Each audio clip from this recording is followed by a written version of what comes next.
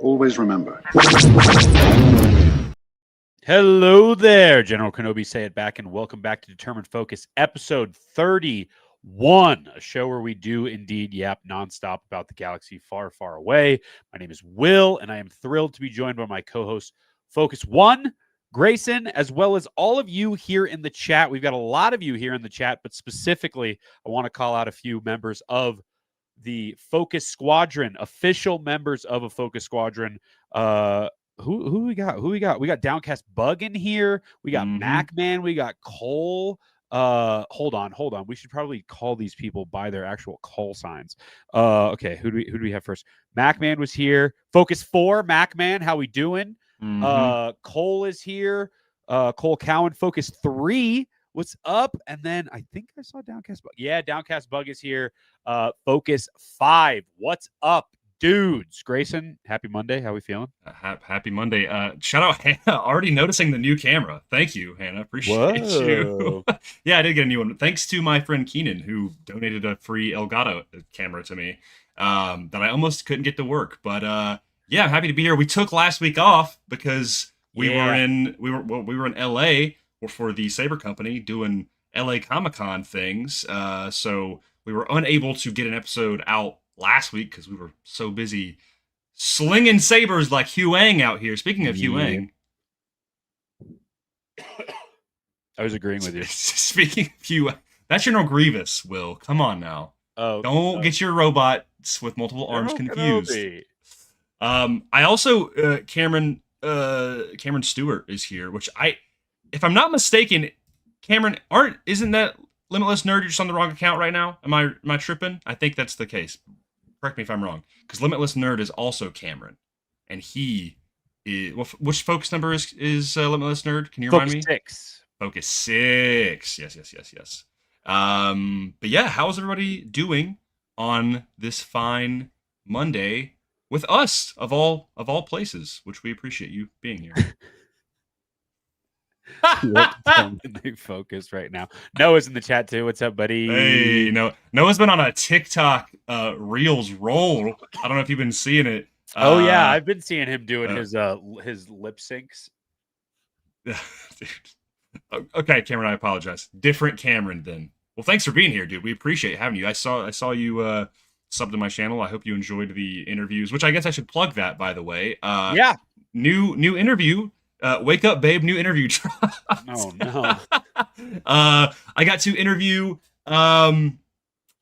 Matthew Stover, the author of books like Luke Skywalker in the Shadows of Mindor, Shatterpoint, which is a Mace Windu novel, New Jedi Order Traitor, which is people's favorite in that series, a lot of people's favorite, but of course, the Revenge of the Sith novelization, which is widely acclaimed, widely beloved, and in fact, in less than 10 days, the annotated deluxe edition drops, which, guys, I cannot implore how excited I am. Not only just for this to sit on my shelf because it is gorgeous, but also with all of the information that's going to be in there. Some of it's already been kind of released as for people who have been sent early copies. But speaking with Matt at Legacy Expo was one of my favorite experiences. He was like, just, I don't know, it just kind of, speaking to the artists really gives you a lot of context and just makes appreciation for these things. And he alluded to a lot of stuff that he speaks in the annotated edition. kind of transporting himself back to 2005 for the book. So yeah, we talked about that for a little bit, 20 minutes almost. So if you haven't checked that out, feel free to do so. I would appreciate it. It's a lot of fun. Links in the chat. I just put it in there. So if you need to go click that, it's also on literally everything. So you can find the link there as well. Yeah, which YouTube has a new feature, collab videos now, which is kind of wild. I was just like scrolling through and I was like, that's odd. So it should also be on Will's page as well. Yeah. It's pretty much everywhere. You can find it. Yeah. It's on the news. It's on Disney Plus. Man, if we're ever on Disney Plus, that's a huge achievement right there. I don't know why we would be on there. But I don't know how we would be on there. I think we would just be on like a Celebration fan sizzle reel, and the back is like two blurry guys just like walking by, like the PK droid and Gonk from Lego Star Wars: The Complete Saga. Wait. There it is. One thing I would like to plug that I got over the weekend. Yeah, dude. Star Wars Encyclopedia of Starfighters, dude, by Talk Bay 94, host himself, Brandon Way Nerdy. Wait, where's his name? Way Nerdy. Way Nerdy, right? No, that's it. Oh, there actually is a D in it. Yeah. I've thought it was Way Nerdy this entire time. Wow. Yeah. Way Nerdy. That's awesome. Yeah, I just ordered my copy yesterday. Should be here this week. Yeah, go get you some knowledge on Star Wars, starfighters, and ships, and starfighters, and as it says, and other vehicles. It's really cool. There's a bunch of stuff in here. Swiping through, it's also depending on where. I love Barnes and Noble because it is one of the last remaining bookstores outside of like local bookstores. Yeah. But sometimes Barnes and Noble takes stuff like this, and because it's Star Wars, they put it in the children's section. Yeah. So if you need to find it, it might not be with the other encyclopedias like the like the Timelines book and other things like that, which are usually in a different section than just like the regular Star Wars books are, which is like sometimes a weird discrepancy. I think the reason that one was in the kids section and not with also the other encyclopedias in the Star Wars section is because that one is published by Disney Publishing, which usually means like, you see how it's smaller, so it usually means it is like a young read, like it's in the same qualification as some of the other ones, whereas like the Acolyte visual guide and stuff is like DK, so that's like also separate. So it's a Barnes and Noble, they organize it because of the publisher, not because of, it's weird. But then because this is technically a DK book. Is it? Oh, it is DK. Okay. And I know that because Steph was looking through, shout out my wife Steph, who's a librarian and she likes to know book things. It's DK through Penguin Random House. Oh, so it's like a collab thing. Interesting. Yeah, see, look, it's like DK Penguin Random House. Is that a Kalevala Star Yacht? I don't know. If you buy the book, you can figure it out.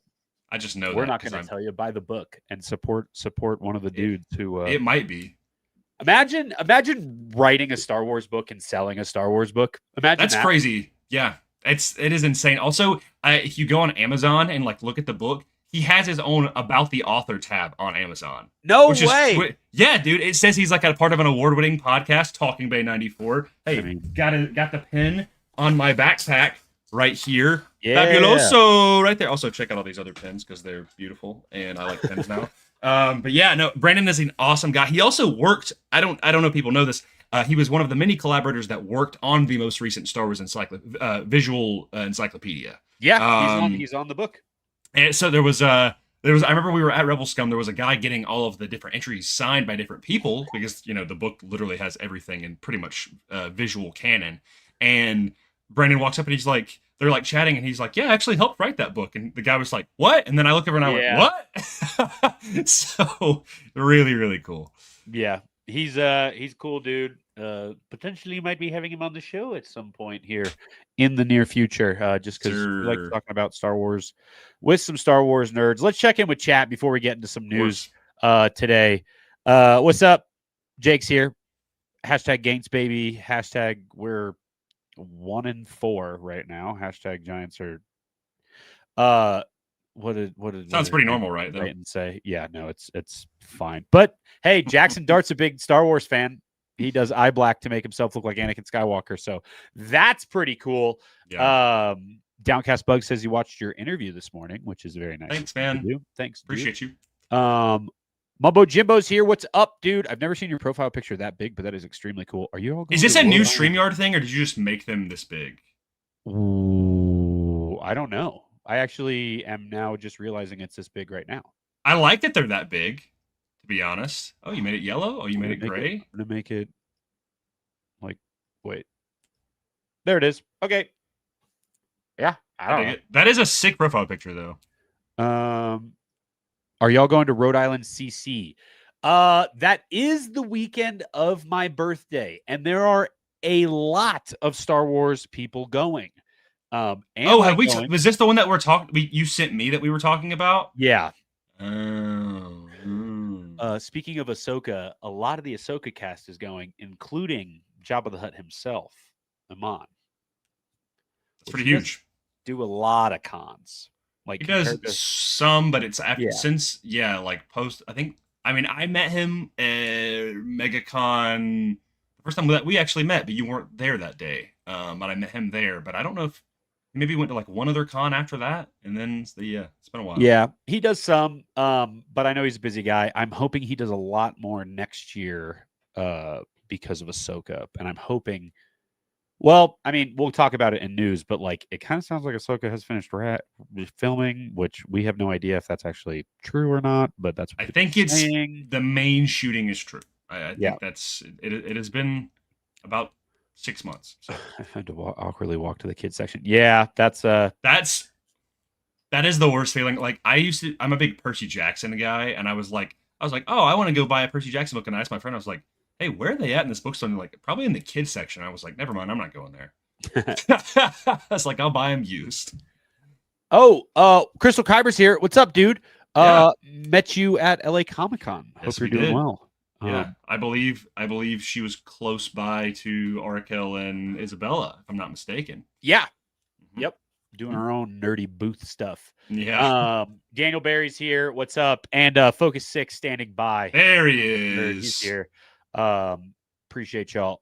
Before we get into news, just to plug it one more time, if you would like to have a Focus call sign and become a member, and in the YouTube chat have that cool Focus Squadron logo right next to your name, just like that, finally put it up on the wall. I put it up there. Heck yeah, with the that Focus Squadron, that sweet Focus Squadron logo next to your name, and some exclusive other stuff that will be coming once we hit, I believe we're at 6 right now. Once we hit 10, we're going to be pushing out some stuff. So we got to get to 10 first. 10 members. Yep. So we need 4 more people to take the jump before we start doing some fun stuff for Focus Squadron. But yes, if you would like to support the show outside of just viewing this and become a member, you can do that. Either, I believe the join button is right below this. If you are not already a member, it's on my page as well. Do I have a call sign? Yeah, MacMan, you're Focus 4? Let's say 3 or 4, right? Yeah, you're Focus 4. Yeah, MacMan's Focus 4 because Cole's Focus 3. That's it. Focus 4. If you had a helmet, there'd be J guys on him. Same here, buddy. Same here. You're 4, MacMan. Yeah. Cole fact checked him, bro. He's like, Cole is 3. Cole is 3. He's like, that's my spot. Yeah. Cole's the first dude. Also, Cole and MacMan both got merch, by the way, which we might as well just go ahead and plug it. If you want to get some merch, even if you're not a member, merch is there. I got some on right now. I actually am like matching. I'm like coordinated where I'm like, symbol, hat. I'm just like a walking ad. There's merch. You get merch. You get merch if you want. If you want to support. If you want to support. Be sick. And then here, if there's ever discrepancy, this is the list right now. So anybody who joins at any moment today will be starting, depending on how they join, from Focus 8 through Focus 1000. So, dude, it's also Star Wars Insight. You're pretty lucky because you have 007. So pretty cool. Yeah, you got the James Bond pilot designation right there. Yeah, pretty cool. Yeah. We should probably talk about some news. Yes, let's get into it. Hold on. Okay.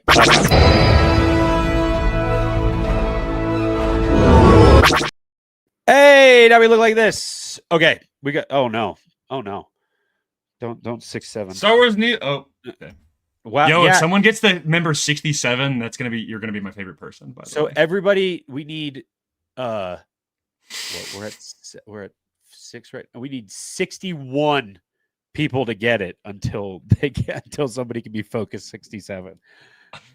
That's Focus crazy. 6-7. All right, we have not really a lot of news to talk about. Really, Yeah. the only thing is that new photo that was Posted by Natasha. Yeah. Which Star Wars, well, I mean, honestly, Ahsoka specifically, they really love posting those. I wouldn't even like really call them behind the scenes photos. They really are just shadows. Yeah. Yeah, we got some previously, like in season 1 of those, right? There was another set of photos. There was one for Dave's birthday, I believe, where it was like Filoni or something like that.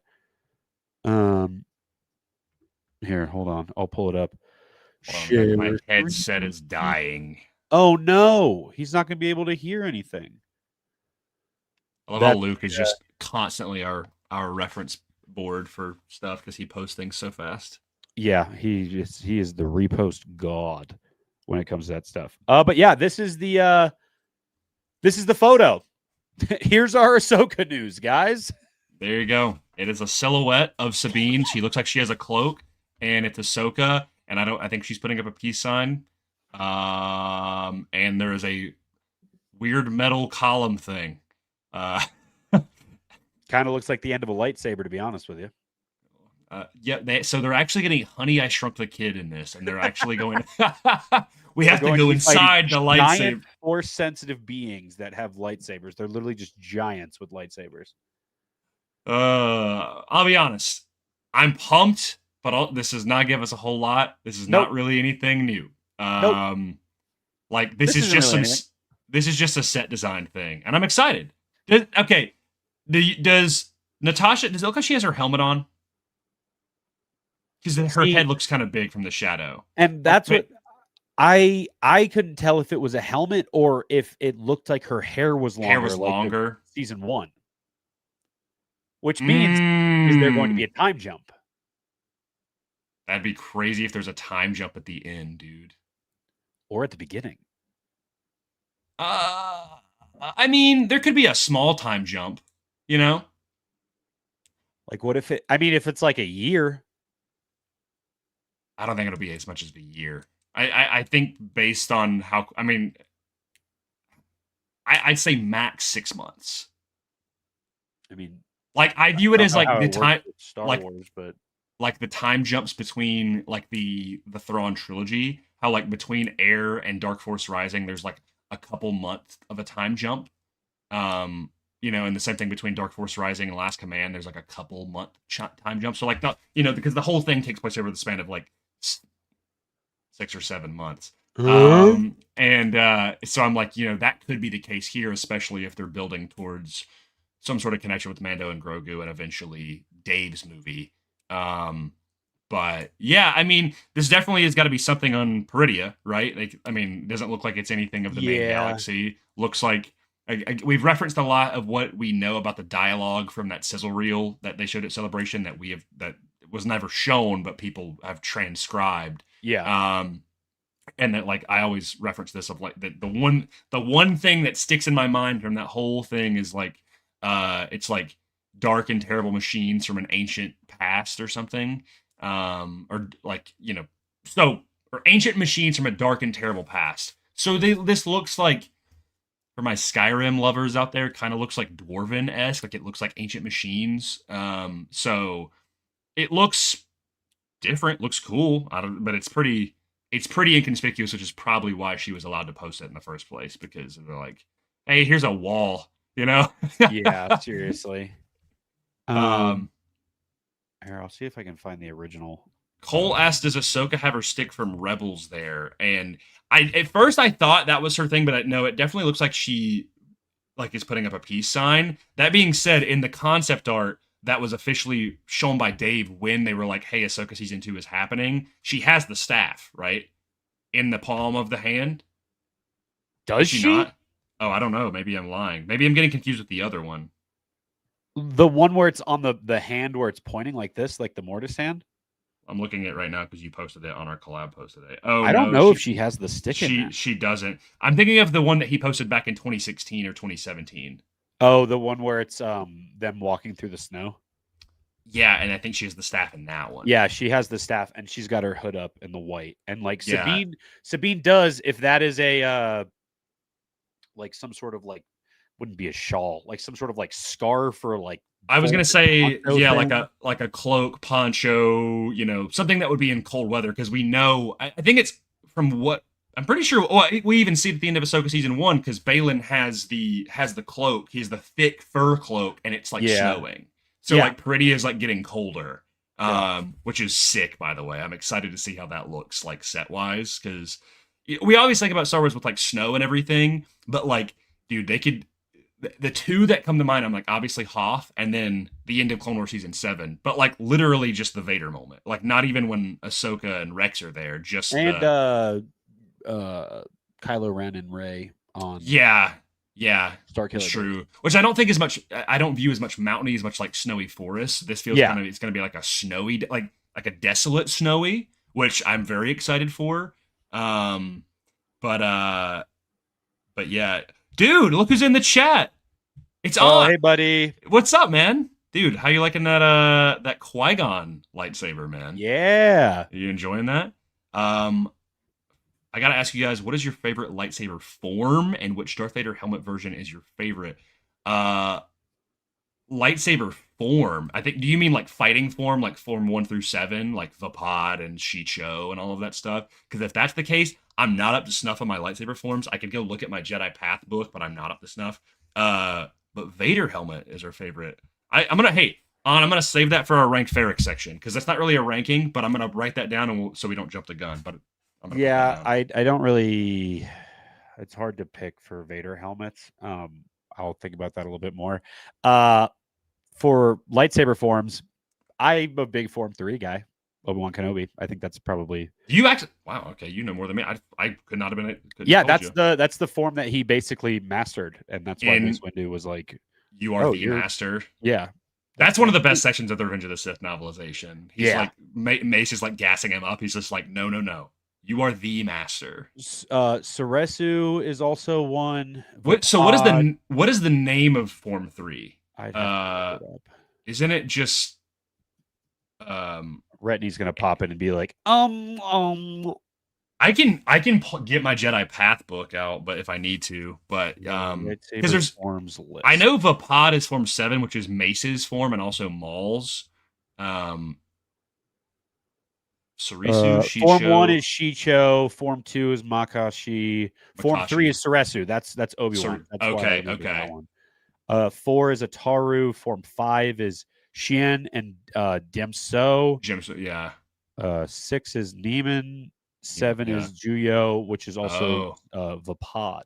Gotcha. Okay. And then there's Jark High, which is the method of using 2 lightsabers during combat.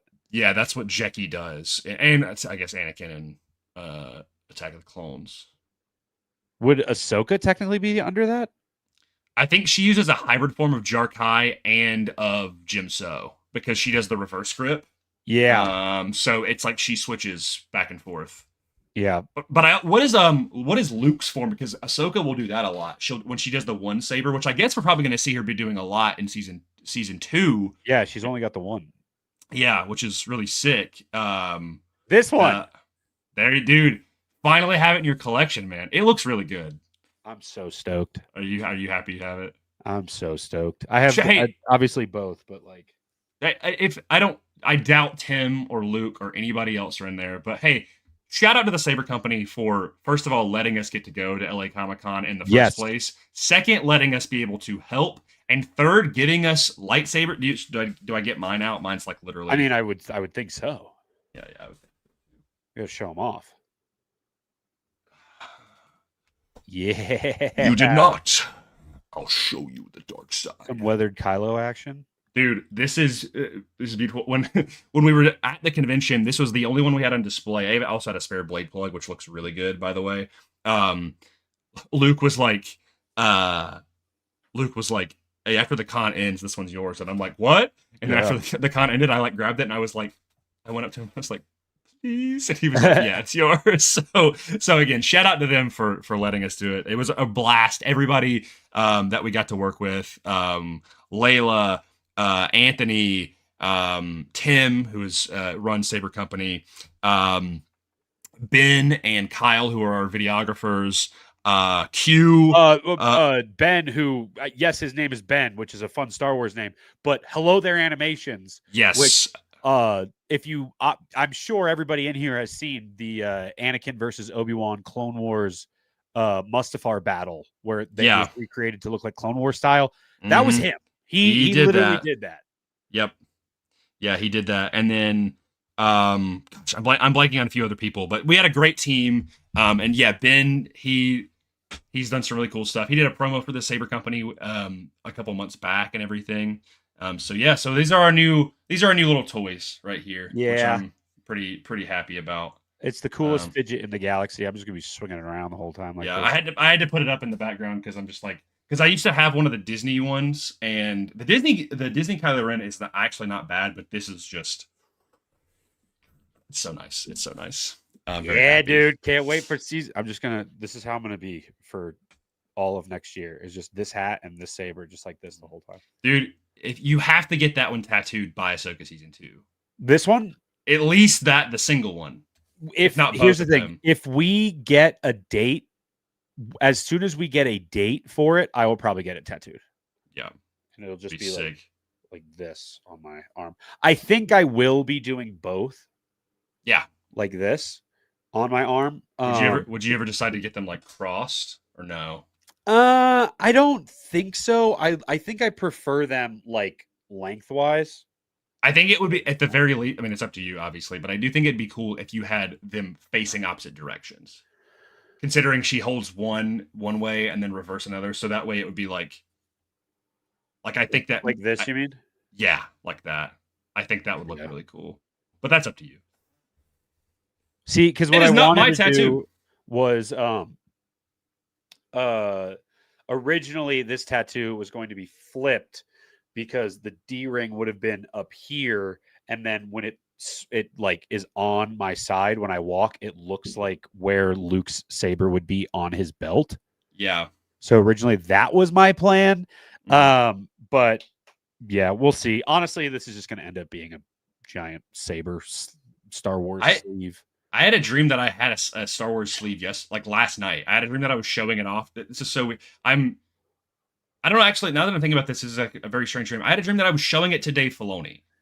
Which, by the way, Luke showed his sleeve. You were cosplaying as Luke. Yeah, I was astral projecting into Luke's body. Much like Dark Empire. And I'm kidding. Or something like that. But no, I remember because it was, what happened is it was this tattoo, but then I added an Andor tattoo here. So it was connected. And then on the other side, I had Anakin and Obi-Wan. And the ways how they were connected was the Genndy Tartakovsky like tattoos that Anakin has when he does like the trial on not Neiman, whatever it's called, the blue people that he saves. Yeah. I had it, so which low-key I would love to have like at least a portion of that. That was, as a kid, that was my favorite Anakin moment, was like when he's like shirtless and he's in the base and everything. I was like, okay, maybe I understand the Anakin hype. But I have always on my like Star Wars tattoo list, I have always wanted the Genndy Yoda that was always on the back of all the Revenge of the Sith stuff. And dude, with the Hasbro official, dude, that Yoda specifically, where he's like standing like this with his staff, and he's just like kind of looking. I've always thought that would be a sick tattoo of just that. There was a place, so I bought it. Actually, I might buy a new sticker pack because I might get a new water bottle just because they sell 40 ounces of these, and I'm like running out of space on this one. So it gives me an excuse to get another one. Imperial Merch Co., one of the stickers that they have is the Genndy Yoda. And it's literally that, like, with him, like, and he's like looking to the side. Yeah. That is like definitive Yoda look right Oh, there. yeah. Like, it's just, dude. And that it was all over everything. Like literally everything you bought, that Yoda was on the back for Yeah. for that whole year and a half. Yeah, it's sick. Dude, yeah, man. I'm working on, I haven't told you about this. I'm working with Tatooine traders on something else as well. Will doesn't even know this. Nothing big, but he's got a drop coming that has to do with Gindy's Clone Wars. Cool. And I'm working on something for him. I'm like, just like I was watching it on the plane on the way back from LA, just because I had like woken up from a nap and I was like, I need to eat some food. So I like just got some food and I was just like sitting there like watching Volume 2. And I'm like, man, this is just like some of the most rewatchable Star Wars is 03 Clone Wars, man. Oh, it's stupid good. Yeah. But yeah, I mean, outside of this, there's really no news. So you want to jump into ranking some stuff? Let's do some rank Ferric. Oh boy. Hold on, I gotta find my button. Think Ferric. All right, ladies and gentlemen, and clones and droids alike, we are going to be. This isn't really a ranking, I would say. This is more of just like a kind of a conversation topic. Really, because as you can see by obviously my hat and the thumbnail and everything that we've been talking about for this whole episode, we're very Ahsoka pilled at the moment. Yeah, we're kind of always Ahsoka pilled. I was about to say, there's never really not a moment that there's Yeah. not something Ahsoka verse that we're like, just, Yeah. you know, absorbing like the yellow sun that Superman did. Anyway, We are going to be talking about two things. We're going to be talking about the definitive Ahsoka moment, not only iconic, but also the most important Ahsoka moment. And I will let you decide which one you think we should go with first. yeah. So any Ahsoka moment, not just the show, but This is any Ahsoka. This is not my first pick, but just because I want to get a back and forth and I kind of want to toss them out, I would like to do iconic moment first. Okay. And literally the first thing that comes to my mind is her in season 7 hopping from ship to ship, crash landing with the sabers. I don't know why. When it comes that image, especially from the trailer and from season 7, I'm like, that's Ahsoka Tano right there. You know, like, yeah, she's not officially in the Jedi Order, but she's got the blue sabers. She's saving all of the clones. She's not even killing the Mandalorians. She's stopping them non-lethally, cutting their jetpacks and stuff. And I always get emotional. We talked about this with Michael, formerly Rex and Around, on our episode a while back. If you haven't gone to see that, go check it out. We got to meet him at LA Comic Con, and he is the nicest dude in the world. We love him.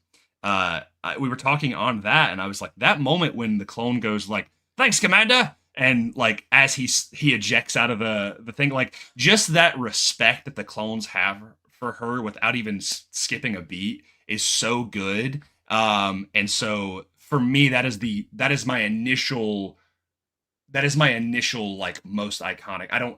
I could be convinced on some other ones, but that's the first one that just kind of like hits me like a wave.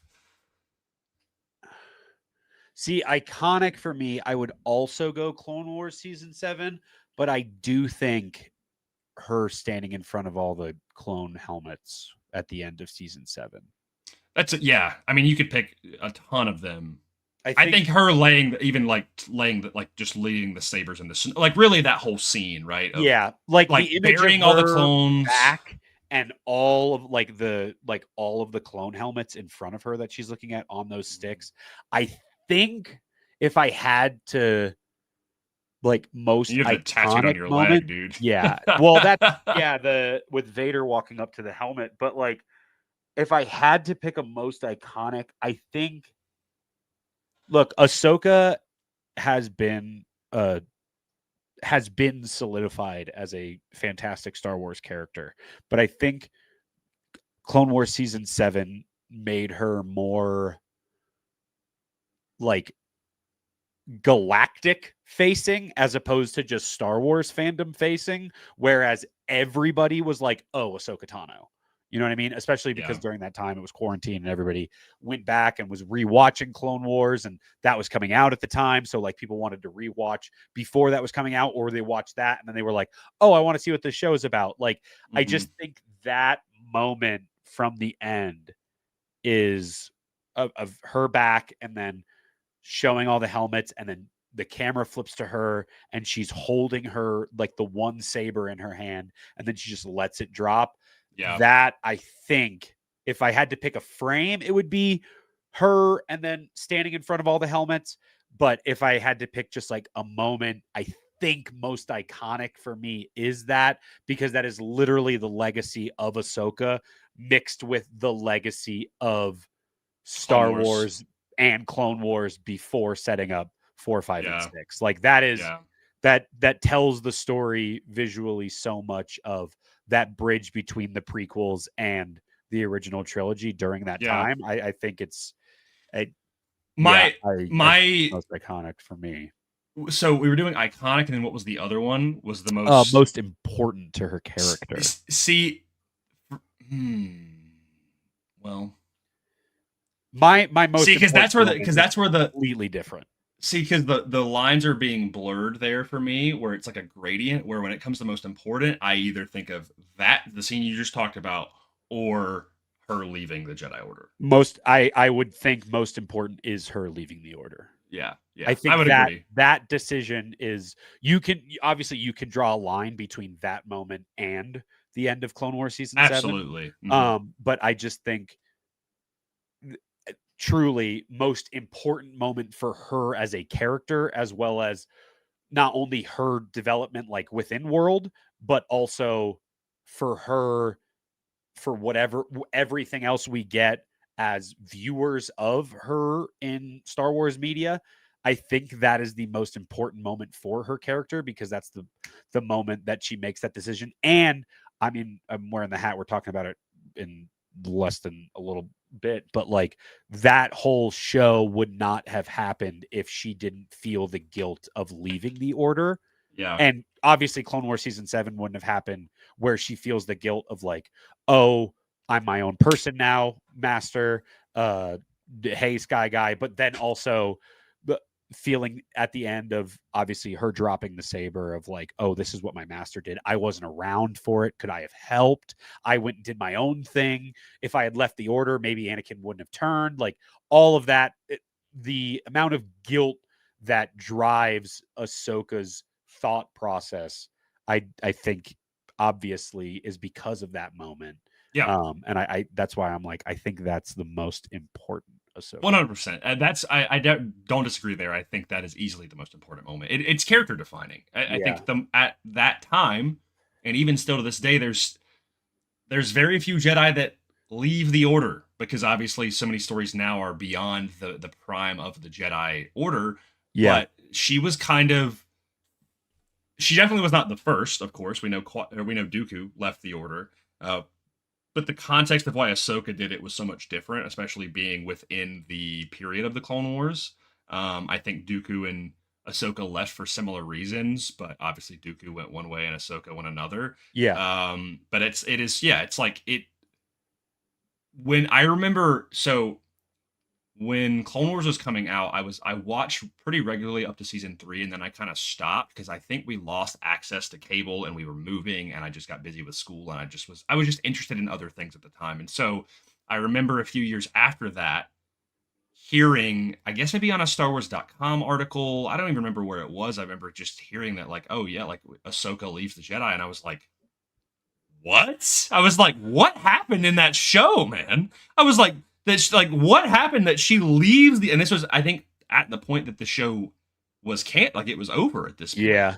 And I was like, I gotta go watch Clone Wars now. Like, but there was no way to watch it. And then they finally put it on Netflix when they did the season 6. They did season 6 with those kind of like the lost episode sort of thing. Yeah. And I remember watching it and I'm being like, oh my God, like Clone Wars is amazing. Like, and I always loved Clone Wars. I never not liked Clone Wars. But that being said, I was like, I dipped off for a reason, and I came back and I was like, oh my God. and that's still to the. I mean, some people in the chat here. I'm not gonna go through all of them. People were Limo Starters, like walking away from the temple versus Vader is a top 5 for sure. Absolutely, you know, like there's definitely in that top 5 or those best Ahsoka moments is got to be something with her in Rebels, right? Whether it's her first pulling out the white lightsabers or it's even her just confronting Vader in general. But I still think to this day, like you said, you put it very well, that the moment of her leaving the Order not only changes her and Anakin so much and kind of flips that coin, or flips the whole story on its head, but it's also just such a powerful moment for Star Wars. Yeah. So I think that's easily her most important moment. The iconic moment, literally, I could go back and forth with the action sequence or with the moment from the clones. Like literally, it's 6 or 7. Oh no! I'm sorry. It's gotten to me, guys. No. Somebody started tally. Yeah. So I mean, I'm if we're trying to choose one, I am completely okay with it being in front of the clone helmets on the rifles. If there is an image I think of for Ahsoka, I think it is her, like obviously with the flames. That's I think if I had to pick an image, like truthfully, whenever I'm editing something and Ahsoka pops up, that's the photo I use when I'm just like Ahsoka Tano. Like any of our trivia videos, that's the photo I use, or like that little clip of her doing the barrel roll and then standing and like that's what I think of. But that's more of like a frame, I think, and moment. I would say as much as that's like insanely cool, I think that would be like more of like, it would be kind of fun to go through and like, what is the most iconic frames of characters? Because I already know which one is for Luke Skywalker. I don't want to get in that whole rabbit hole, but like, you're right. I feel like iconic frame, iconic moment, most important moment are like 3 different things, Well, now I'm curious what your Luke Skywalker. Yeah, it's easily him with it on the sail barge with the green lightsaber and his hair is being swept in the black robes. Okay. It's like easily like that, like that's like the pose that anytime I think of a moment of like Luke Skywalker, I'm like, oh yeah. I think I agree, because that's what I think of as well. I think that may be in competition with him in the elevator holding Grogu with R2 next to him. My rival pick was like, if we're talking like modern Luke, which we're getting on a whole side tangent, but I don't really care. That's what we do. Would be either or him coming through the hallway with the lightsaber at his side, even with the cloak. It's like it's that there's something there. Yeah, when the elevator opens and his lightsaber is on. Yeah. But then I'm also like, after when he's holding Grogu and R2 is at his side and it's right before the elevator closes, I'm like, that is also an image where I'm like, that is my brain. If we're thinking young Luke, I don't know why the first thing that comes into my head is him holding his father's lightsaber out to the side. Like it's him in Ben's hut and it's him not like that. Holding it, he's about to turn it on. It's like the frame before he turns it on, and it's him, and he's kind of like has it out to the side, and then he like swings it around. Yeah. Anyway, when you slow it down, you can absolutely see the cut of when with the lightsaber in his hand and turn it on. Yeah. They're like, stay still, Mark, stay still. Yeah, don't move. I think I don't know if you would agree with this as well, but what I was going to say before you said the frame thing was, I was like, well, I think of her with the thing, like with the sabers as her most iconic moment. I think of her in front of the clone helmets as the most. That's what I think of when I think of Clone Wars, but also I'm like, but it is also what I think of when I think of Ahsoka. Like it's her back, and then it flips to her, and she's got the saber in her hand, and she's got the cloak up, and I'm like, it's really both of those. So I think that definitely is like not only the culmination of Clone Wars with her in front of the graves, but also the culmination, like that is like the most iconic moment for her, because you're like. Because even you just have a giant hole inside of you, You rewatch it every time, and you're like, it doesn't hurt any less. Ugh. That frame question is, I like that a lot. That would be a fun top 5 maybe next week is the top 5 most iconic frames in all of Star Wars. Oh my gosh. Yeah, that would be crazy. That's a whole. Guys, you want to see that? Let me write that down. Write that down. Yeah. If you want us to do that, let us know in the chat. We'll Yeah. probably do it anyways. Yeah, we'll probably do it Okay, anyway. so most iconic Ahsoka moment is her with the clone graves with the 332nd, and her with the cloak, and then the most important moment is her leaving the Jedi Order. I think so. Do you want to do Yeah. like the top 3 most important? See, that opens up Here, the how door. about we do this and just do the top 3 Ahsoka moments? That is however you wanna talk about it. Top 3. Laney, go watch Batman. Okay. Bum bum bum bum. Hey, Lego Batman's Something's Elseworlds, by the in way. Let's see. Okay, top 3 Ahsoka moments. See, because I'm thinking of all like her aura farming moments, but I'm like, no, I want to think of just her moments, you know? Because also like her cutting Yeah. the bell and then the bell dropping and her in front when she had like Yeah, is dude. also sick too.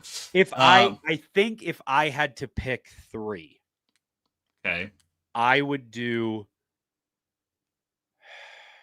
I think I have one of mine at least. If I had to pick 3, it's her leaving the Jedi Will, Order. do not look at the chat right now. Just lock in. All right, you already looked. Okay. It is her leaving the Jedi Order. Yep. It is her standing in front of the grave of all of the clones, the 501st and the 332nd.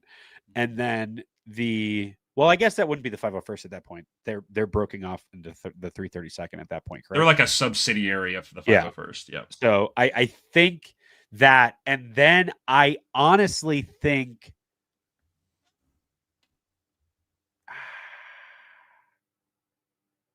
maybe her turning around and seeing Anakin at the end of Ahsoka for a live action moment.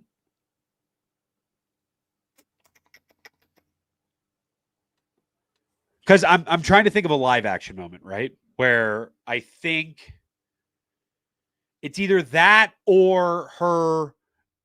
It's either that or her talking, and his name is Grogu. And it's that image that Dave drew where Grogu's on the rock. Oh, that's a she's leaning over. really good one. You know what I mean? Can I tell you my 3 then? Yeah. That's got to be one. I think you figured that one out for me. The other one is the framing of her. I mean, this is a frame, sorry, but it is the Ahsoka versus Vader and Malachor.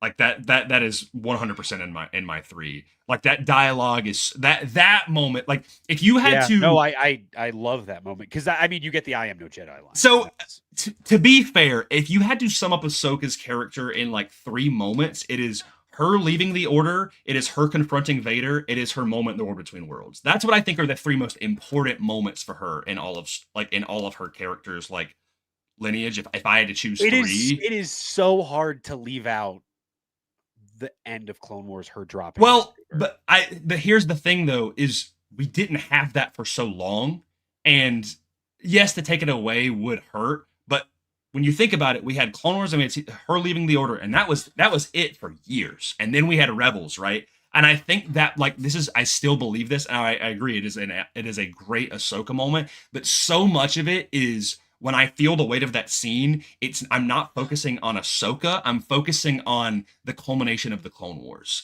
And yes, it's focused on her, but that moment is not as much about her as it is what like the Clone Wars is over. Like all of this was for nothing. Anakin is out there somewhere. There's nothing I can do about it. Like I'm sitting there and I'm watching that scene and I'm thinking of everything, not just Ahsoka. Whereas I think with her leaving the Order, and when I think of her fighting Vader on Malachor, and then the moment in the War Between Worlds, those are all interpersonal moments with Ahsoka. And of course, Ahsoka's character is driven so much by her relationship with Anakin. That's almost the core of her character in a way. So for me, while I completely truly, if there was a 4th one for me, it would be her in front of the gravestones. But for me, I'm sitting there, I'm listening to that music, I'm seeing the emotions on her face, and I put myself in Ahsoka's shoes, and I'm not thinking about Ahsoka, I'm thinking about everything else. I'm thinking that all these clones died for no reason. Yeah. I can't say, or Anakin is out there somewhere, and there's nothing I can do about it. I know that something bad happened. I have to go into hiding. Maul escaped. There is no hope. That like my life is a lie, pretty much. Like not my life is a lie, Yeah. but like So it's but that's just my personal interpretation. That's what makes it so special. I think is like you when you watch that scene, you're focusing more on and you have to. It's Ahsoka's literally in the scene, but I think for me, it's hard to separate like when you say I'm thinking more of the Clone Wars. I think like you and I will often ask guests, or like you and I will talk about it, where we kind of maybe it's Mando, but like we often say that Ahsoka is the face of Star Wars at this point, where like obviously she's the face of the Clone Wars. So I think it's hard for me to separate her in that moment because it is the culmination of the Clone Wars, and I think she is, for me, she embodies the culmination of the Clone Wars. yeah. So that's why in that moment I'm like, because you also don't have her versus Vader without the closure and the guilt and the finality of that moment of her dropping the saber. Like, I don't think I think it's obviously you can draw the line between her leaving the Jedi Order and her versus Vader, but I think it's almost a little bit more of a straight line, if that's the metaphor that I'm going for, of her dropping the saber and realizing, oh, I wasn't there for this.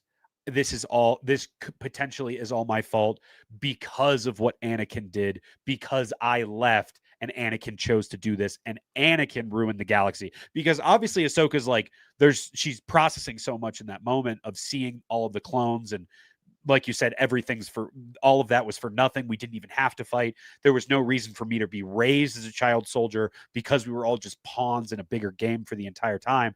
But she's also looking at that of, look at what my master did. So I think that's why it's hard for me not to have that moment in there, especially when talking about Twilight of the Apprentice. Twilight of the Apprentice is absolutely on the list. Yeah. The toss up for me is whether it's the War Between Worlds moment or it is the End of Clone Wars Season 7 moment. I think the moment in Ahsoka Season 1 is so important, of course, but for me personally, you've convinced me that I think her leaving the Order, then her in front of the graves at the end of Season 7, and Twilight of the Apprentice is to me, maybe because it's just what was introduced first, but it's tough, man. It's hard to like, and that's why I'm also like, and if there's four, that's the four, but it's hard for me to leave out her with Grogu, because that was like Dave realizing Ahsoka in live action, and like it meant so much for the character. And obviously, like, look, you guys have heard me say this a million times, that's my favorite episode of live action Star Wars, of any TV show for live action Star Wars. Mando, Ahsoka, Skeleton Crew, Acolyte, that is my favorite episode, and it will be hard to beat that, I think. I would love to see them beat that in Ahsoka Season 2. But that is my favorite live action episode of at least the Disney Plus series Star Wars. I think that's why I'm like, I think it's tough for me to leave that out. And then there's also like, there's so many like top 20 moments of like, where is your master? Where is Thrawn? Like, and she's got the saber up against Morgan Elsbeth's face. Like, See, there's a lot of just moments where it's like, oh, this is a sick Ahsoka moment. And then it's kind of, you have to delineate of like, okay, is this just a sick moment? Or is this a like character defining moment? You know? Yeah. So it's like, so that's the thing about Ahsoka. She's so great because there's so many, you know? Yeah. Because like she's the one that relays Grogu's name, dude. That's awesome. Great. You've got me thinking about I'm like, what is my favorite live action moment in Star Wars TV? Honestly, dude. I see moment. I don't know. Episode. I mean episode. If I have never even thought about my favorite moment, and maybe moment probably would be Ahsoka looking back and seeing Anakin. That's you. Shout out Luke, because that's you and Luke's moment right there. Yeah. Honestly, dude, I think this is the case for me. Can I think can I guess what yours is? my favorite live action episode. Your favorite live action moment. Oh, I don't know the moment yet. Can I guess what yours is? Because I think I know yours if you haven't thought about it yet. Okay, go for it. I think it's when the doors open in Mando season 1. Season Like 1? that moment of like, and like that is a pretty goated one. That might be top 3, and I have to think about it a little bit more. I can tell you probably my favorite live action episode. Is it episode 5 of The Acolyte? That's top 5 for sure. Ooh. Not my favorite though. Favorite episode? I think I have it. Are we going to talk about it later on? Is it episode 4? No. Okay. That's also top 5 for sure. You want to make a top 5 right now? Is it in Mando? No, I don't think so. Your favorite episode is not in Mando. What I'm feeling right now, and it could change next week. This is a thing that we do. It is not in Ahsoka. It is not in Mando. It is not an Acolyte. Is it the Luke in Book of Boba Fett? No.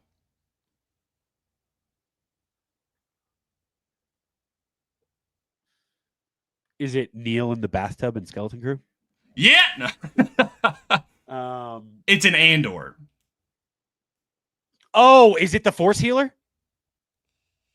That's a great moment. I'm talking about episode right now. That is a great moment. Episode? Just episode. It's between 2 episodes in my head right now. Oh gosh. I think I have it. I think I have one. Yeah, I think I know my favorite Star Wars episode of live action. Andor has some good one. It's in Andor. And then we're gonna hit season 2. There is one in season 1 and one in season 2 that I'm tied with. I'm thinking of one in season 1, but there is one in season 2 that's like, it could be. Now I'm trying to remember what, because season 1 is like it's all like wrapped together for me.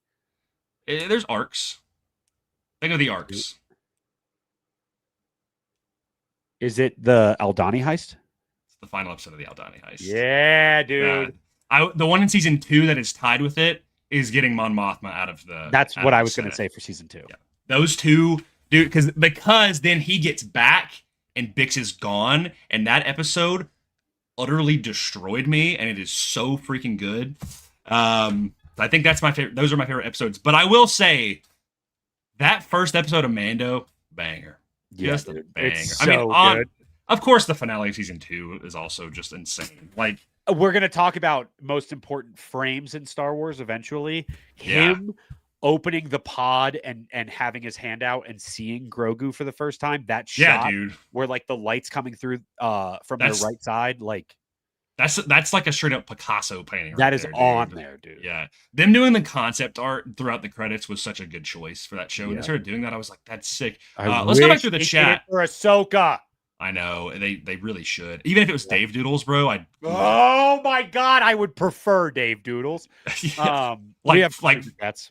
Yeah, we do have super chats. So I'm gonna go through back because there was a couple that were missing. Let's see. Also, Lainey, I read your comment. Hey, don't engage with her. No. Bad. No. You owe us $5 now. I'm just kidding. You owe me. Let's see. Onset, since Ahsoka season 2 is taking place for Toast Return of the Jedi, would you rather see if he appeared Luke in Ahsoka show or the Mando movie? Ahsoka show. I agree. I want Mando to do his own thing. I agree. I don't want to do like a lightning strike twice sort of deal. I also think that just to save my own peace of mind, the amount of key jingling comments we would get on everything of, oh, Mando couldn't have his own movie. Obviously, they had to have a cameo from Luke Skywalker. Like, that was coming. I would love to see. Hey, obviously, I would love to see Luke and Mando. But if I had to choose one or the other, I think it would make more sense for his character to show up in Ahsoka. Yeah. At least from what we know, barely anything about the story of Mando and Grogu, unless it was like at the end where Leia shows up and it's like, yeah, we have this big threat. And I'd rather have Leia in the Mando movie than Oh, Luke. 100% rather have Leia Yeah. in the Mando movie. Billy Lord, please. Please. Let's see. By the way, I was listening to her speak the other day. There's actually someone on the plane next to me. Their AirPods are a little bit loud. They were watching that show with her, Scream Queens. She's like one of the lead characters in that. Dude. Oh, yeah. She sounds so much like her mom. It is crazy. Like I can, like I'm just sitting there and I'm like, I can see her being Leia, man. It's just, like Would I'm not sitting there. Like it would be really nice. Schechter, what's up, dude? Hey, buddy. I choose to live moment is up there for sure. That is such a huge, 100%. That's top 5. That's top 5. If that's not 4 or 5, if it's not 4, it's at least 5 for sure. But I also kind of lump that in like just the entirety of the lesson from episode 5, which we'll be talking about. Yeah. Turning down Maul. Yeah. The whole dialogue with her where the and Maul. glass breaks and they're just standing across from each other. And she's like she's about to accept it. She's literally about to, and then he's like, I gotta kill Anakin, and she's like, what? What? Yeah. Which, not saying Maul was wrong for thinking that, but just kidding. Shout out to Just kidding. Shadow Lord. I love you, Anakin. MacMan, thank you for the super chat. You are the GOAT. Thank you, dude. Top 3, Clone Wars season 5 finale. Yep. Ahsoka versus Vader. Yep. Order 66. Oh, that is a great moment. Order 66, dude, when he's crying and she's like trying to talk him down. And then, also talking about badass moments. It's just her on the table blocking all of the shots because of Tales of the Jedi. Oh, and this is the end of that Tales of the Jedi episode where they're walking up and it's just them, and Rex puts on his helmet, and then you see everybody lined up. So good. We've got the targets. So freaking good, dude. She's 100% the face of Star Wars. In terms of modern Star Wars, 100%. Yeah, right now I would say absolutely. Yeah, I think of all time, it's got to be Vader, right? Yep, that's what I was gonna say. All time is Vader. It's not ridiculous to say that. She might be top 1, ladies and gentlemen. Twilight, absolutely, of course. Yeah. By the way, goated profile picture, Cameron. That is hell yeah, dude. Real freaking good. Continue to talk. What's up, dude? Hey, buddy. With filming taking place for the last 7 months, it would be great. Either hour-long episodes or just instead of 8 episodes, like 10. That'd be sick. I could go for 12 episodes.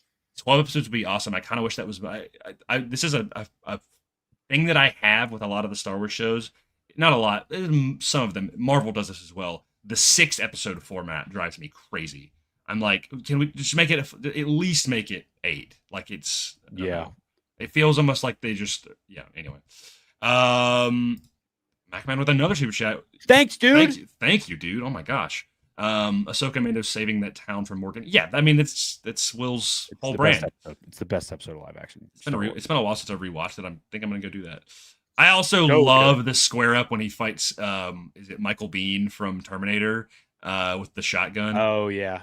Yeah, I love that. The color grading of that episode is awesome. Let's see. I feel like my face live action favorite. That's fave live, it has to be Shadow Warrior. I lived near one of the theaters. Wow, you son of a Gundark. Do you have the poster? That's your show? Yeah, he's got the poster. This man has every poster known to man, bro. Shout out to Retney. Thanks, buddy. Retney got you that? Yeah, because by the way, him and his lady friend went to go see it, and they both got a poster, and she was like, I obviously don't need this. And he texted me, he's like, hey, do you want the other one? And I was like, yeah. Rolled out like it was a Wile E. Coyote. Shout out Awooga! Shout out Retney. He has been the bastion of Tross love right now, and I'm so here for it. Oh yeah, he has been going crazy. He's on a real big Tross. I've been saying that, and I'm like, every moment he's posting, I'm like, thank you.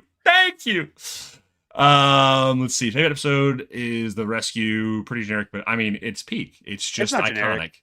I mean, it makes sense. It is there's a reason why a lot of people like it, because it is phenomenal. Even when you take out the Luke moment, dude, like that episode is still just insanely good. Yeah. Let's see. Top Top 5 episode is so good. Yeah, of course. Would engage. Yeah.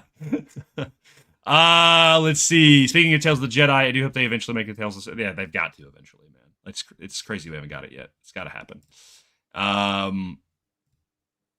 Who would they do for Tales of the Sith? They could do so many. I mean, Bane? Can we please get you Bane? think that we would just get completely new stuff that we've never seen before? Probably not. We'd probably get the same characters. We probably would get...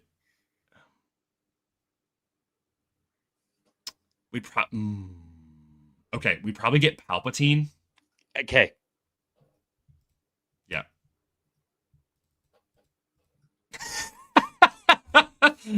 we probably, yeah, I was about to say, I was like, I think you follow a young Palpatine and you dude, an animated, like dude. Him killing dude. Like this. So we got the honor of watching some Tales of the Jedi on Luke's TV at his house, with his LEDs behind it. The Dooku versus Yaddle fight with Palpatine in the background. If you gave me young Palpatine and Plagueis in that, and Luke invited me over to his house, I'm standing. Seriously though, that is, I think, when we're talking about live, or we're talking about animated episodes, that episode, I believe it's called Flight in the Darkness, or I don't remember exactly, but that's what I'm calling it in my head. In my opinion, for me, that is top 5 animated episodes of all time. Yeah. That is so good. Limitless Nerd cooked. Dude, to see Manny in animated form, but also make sure he does the mocap. Give him the mocap treatment. Yeah, let him because do it. Nobody else, I mean, not to say nobody else, but nobody else could do it like him, you know? Like in the same way they did Clone Wars Season 7, I'm like, if he can't get the opportunity to actually be in the armor and everything, or in the cloak, but he gets to do a fight, dude, he's sick. Dude, okay, this is Later just me. Cantina Talk. Thank you for the $5 oh my gosh chat, dude. Appreciate you. Yeah. Dude. Also, I don't want to cut you off. Membership gifting is now available. Enabled? It is enabled. So if you would like, you can gift some memberships. If you're feeling frisky, shout out Cole Callan, honorable mention that first episode of Bad Batch. Oh, the hour plus long. Yeah, dude. I wish they did more of those. Those were sick. Honestly, if they did Tales they did some of the Tales stuff, and it was Tales of the Sith was just an hour-long movie, like they did with that Bad Batch episode, and they're just like, hey, here's an animated movie. Insane. I would implode. I also, here's a concept for you, Will. We don't know the story of what's up with Chimere and the Stranger, and how that transitions to Palpatine, with them both being connected to Plagueis potentially. But imagine an old man Chimere versus a young Palpatine. I don't know how it would work. I don't know the story, but it probably could make sense somehow if you had like a really old, like, because if you're thinking about the timeline of like how old Palpatine is, like he's in his 50s. Acolyte takes place 100 years before Phantom Menace. Yeah. So if you went about 50 years in the future, I think that could or work. 50 or 60 years in the future. Let's say like what we have like an old man Chimere, right? Like a Dooku age Chimere, and we have like a 19-year-old like Palpatine, like a young Palpatine dude. Don't know how it would work. Don't know if the timelines would exactly match up roughly, but I guess it would have to if Plagueis is around, unless he's dead at that point. Well, it just depends on how. I don't remember how old Palpatine is in the Phantom Menace, but you'd have, and I don't know how old Chimere is. I'd assume Chimere is in his late 20s at the earliest. So, and I think the Acolyte is technically like 98 or 98 years before the Phantom Menace. Like it's not exactly 100. He is 52 years old in Phantom Menace. He is 62 in Attack of the Clones. 65 52 in the Phantom Menace. Okay, so if let's say you went 32 years beforehand, Palpatine is 20. All right, he's a young Palpatine. And then Chimere, let's say he's 28. If you jumped ahead, let's say he's like almost like 90, because the Sith can live a little bit older, you know. Like I think Palpatine in Return of the Jedi is like old. Well, yeah, because if Revenge of the Sith is 19 BBY and he's 65, that means he's He's at least like 90 something, I right? was gonna say because Luke is 19 in A New Hope. So, Limitless Nerd, my theory has always been 20, 85. that He's probably like 93, right? yeah. So, I mean, Chimera would be pretty rough, but what my theory that I've always been like, okay, him and Osha fall in love. They end up betraying Plagueis. It does not go well. Osha dies, but he gets away and he goes off into hiding. And then, of course, Plagueis gets a new apprentice and he sends Palpatine after Chimera Or as a test. reverse, Chimera tries to kill Palpatine as like Chimere's like, this is my final thing. I have done so much wrong, and he tries to Ben Solo it, and he's like, in my final moments, I will at least take you with me. I'd be fine with that too. I don't know if I want a face turn from Chimera though. I kind of want him to still stay back. No, not a face turn. More of a, I regret living my life the way, kind of like Ahsoka at the end of Clone Wars, where she's like, everything I have done was for nothing. Where Chimera is like, everything I have done is for nothing. Plagueis still got what he wanted. Now he has an apprentice. He has the secrets of how to become immortal, which is what we all wanted anyway. Now he is rebuilding the rule of two. He's literally setting on this path.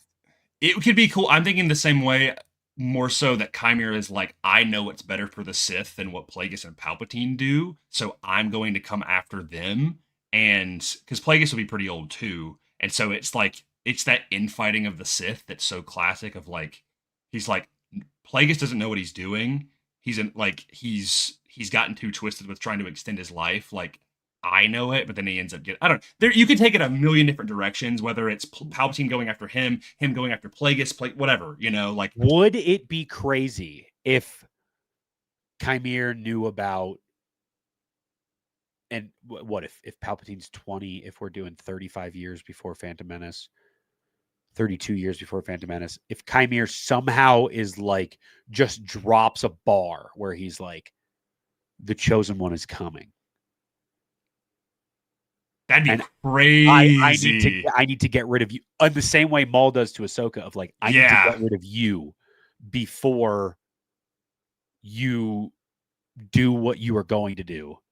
And maybe even Palpatine at that point doesn't even know what he's saying. I was about to say, I'm twisted, old man. The way it would make sense, especially that would line up with the Plagueis novel, is Plagueis genuinely wants to like actually make the galaxy a better place. But Chimera senses that Palpatine is going to change the galaxy for the worse, and he's like, he doesn't abide by the rule of the Sith. I have to stop him, but Plagueis doesn't see it, sort of thing.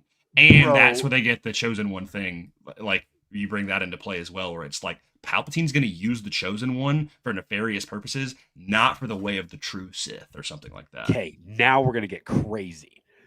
We get Chimera tries to go kill Plagueis. He doesn't even know about Palpatine.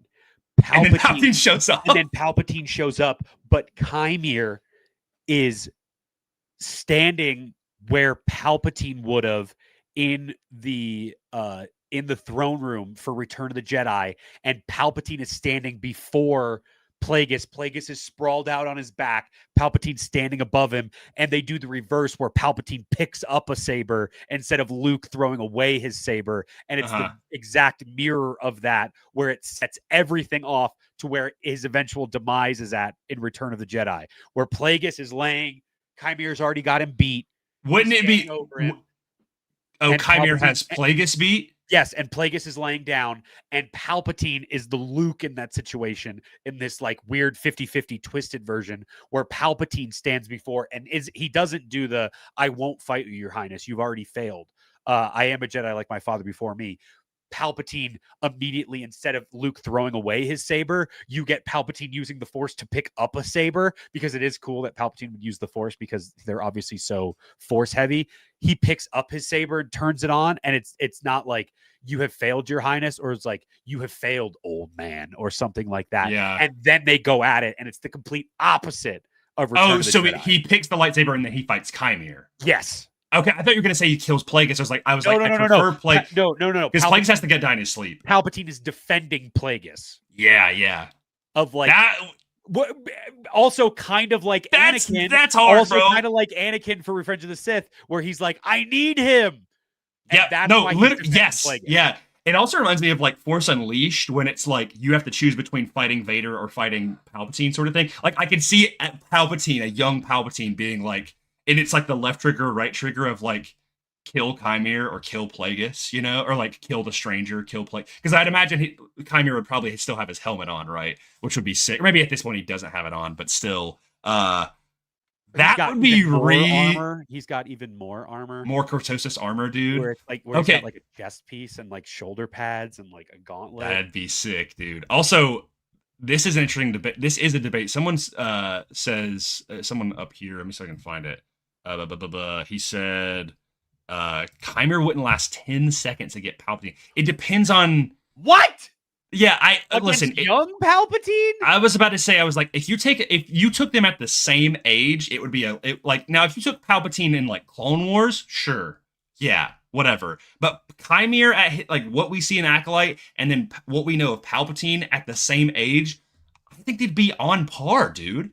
See, and then my thing is also like Palpatine moving the way he does in Clone Wars.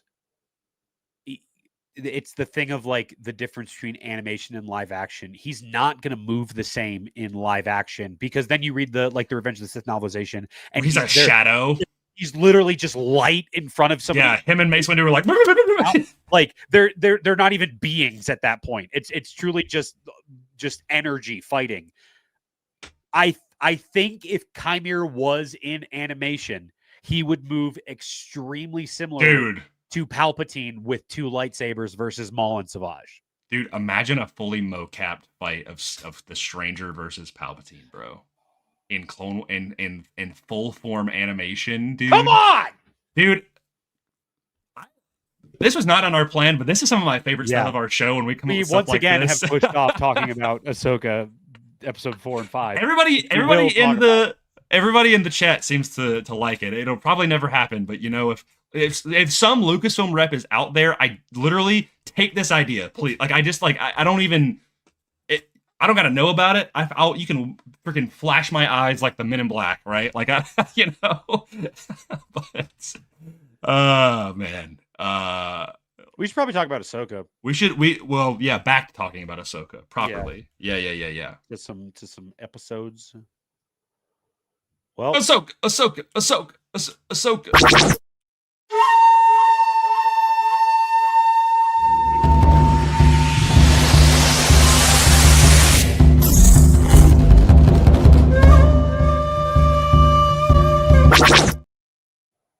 Still one of the best ones you've ever done. I love that one. Took me so long. Dude, that and Master of Evil, bro. Oh my gosh. Whew.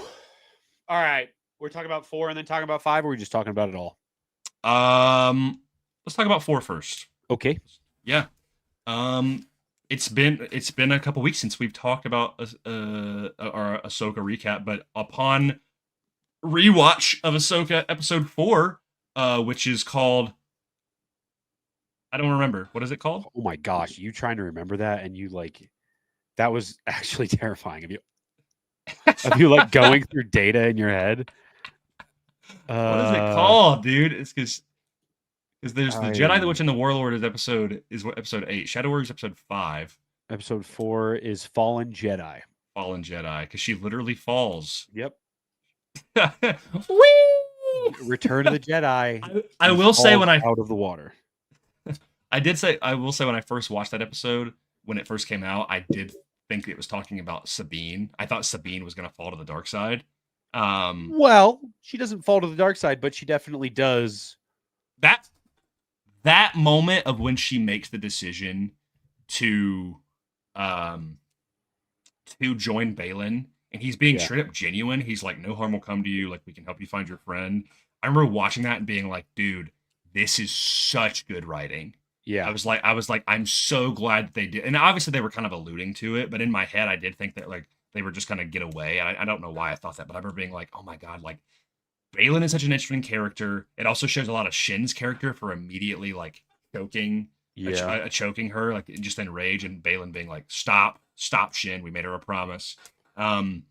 But it is easily my favorite paced episode. I love the setting. I love the fights. I love that Sabine and Shin get a fight, and also Ahsoka and Balin get a fight. Like it's that I just love when like two Padawans and two masters get to fight. You know, like it's a lot of fun.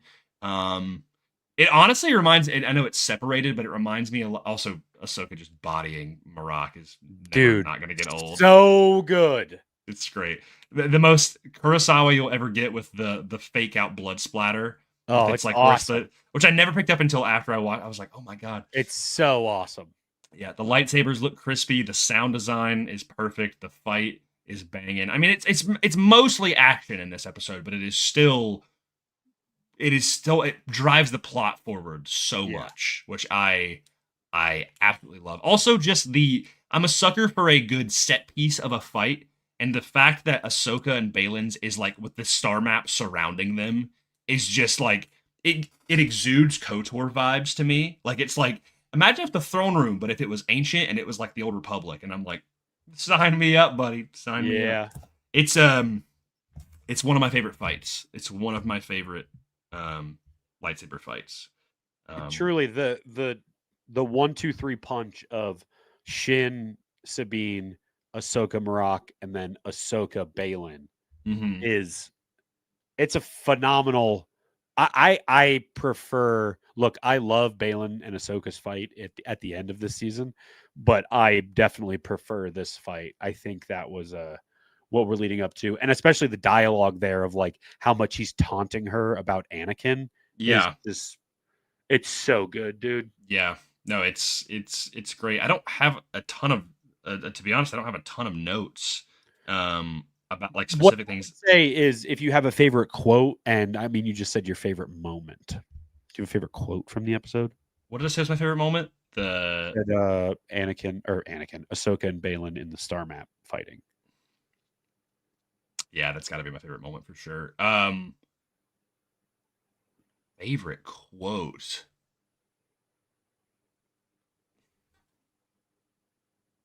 The one that he says about like there's so little Jedi left, the truth. That's the episode before, right? That was episode 3. He says that at the end when they know that they're like coming in. Says what? When he's talking about that, Morgan Elsbeth is like, is that sentiment I hear, and he's just or like, oh yeah, that's when they're on the ship. That's in episode 3. Okay. Yeah. Honestly, I can't get it verbatim, but for what I said with Balin talking to Sabine and him being like, you know, like no harm will come to your friend, like I promise you, like that whole thing, it's so indicative of Balin's character of being like, not only can we use her, but also like I can make this, like he's being genuine, he's not trying to manipulate her, you know. Yeah. Whereas someone like a Dooku would use that to manipulate, I think Balin is like, no, like might as well, you know, like and also like gets us, it does keep Ahsoka off the map, pun intended, but it like also he's not a straight up bad guy, you know? So yeah, I'd say that little piece of dialogue right there. I also do love when so Sabine like does like a kind of like a push, and it's always unclear to me when Shin reacts if she actually felt a push or if she's just reacting instinctively. But it's right after that she says like, you have no power. Like Ivana's performance there of like the pure malice in that is so good. And then the fake out of her like having the hand up and then just going like shooting is really cool. Also, dude, last thing I gotta say, the way Shin fights is so sick. Like her cool. Like flipping over the trees and like her one-handed stance is so good because not a whole lot of Jedi, especially in live action, can really nail like a one-handed lightsaber fighting style because of just how heavy lightsabers are. But the fact that like she's just so seamless with it, it's awesome. I love how erratic yet organized it feels. It's very cool. Dude, if I had to pick a favorite quote, I think it's Balin's line when their sabers are clashed. And he says, he was like, your legacy will be the same as your masters of death and destruction. And it's like, because he is using Ahsoka's guilt against her, and he knows. Yeah. Also, too, it's like it is really interesting to think of any survivor knowing Anakin was Vader. You know what I mean? I'd love to know how he figured out that information. Yeah. Because that's a thing that, as in the Bloodline book, it is not publicly announced that Vader is Anakin and that Leia and Luke are their children until like 26 years after Return of the Jedi. That Yeah. it's like obviously like people like in close circles know. Yeah. You know, like obviously a Han or a Lando or like a Lor Santeca, you know, but like Or the Nogri. where the hell they at in canon, brother? Well, we don't know. I mean, they're there. Well, actually, it'd be sick if they did show up. That'd be really cool if they were in Dave's movie. Some live action Nogri. That'd be cool, and they look more like the way that you like them. Yeah, and not like some little squatty guy.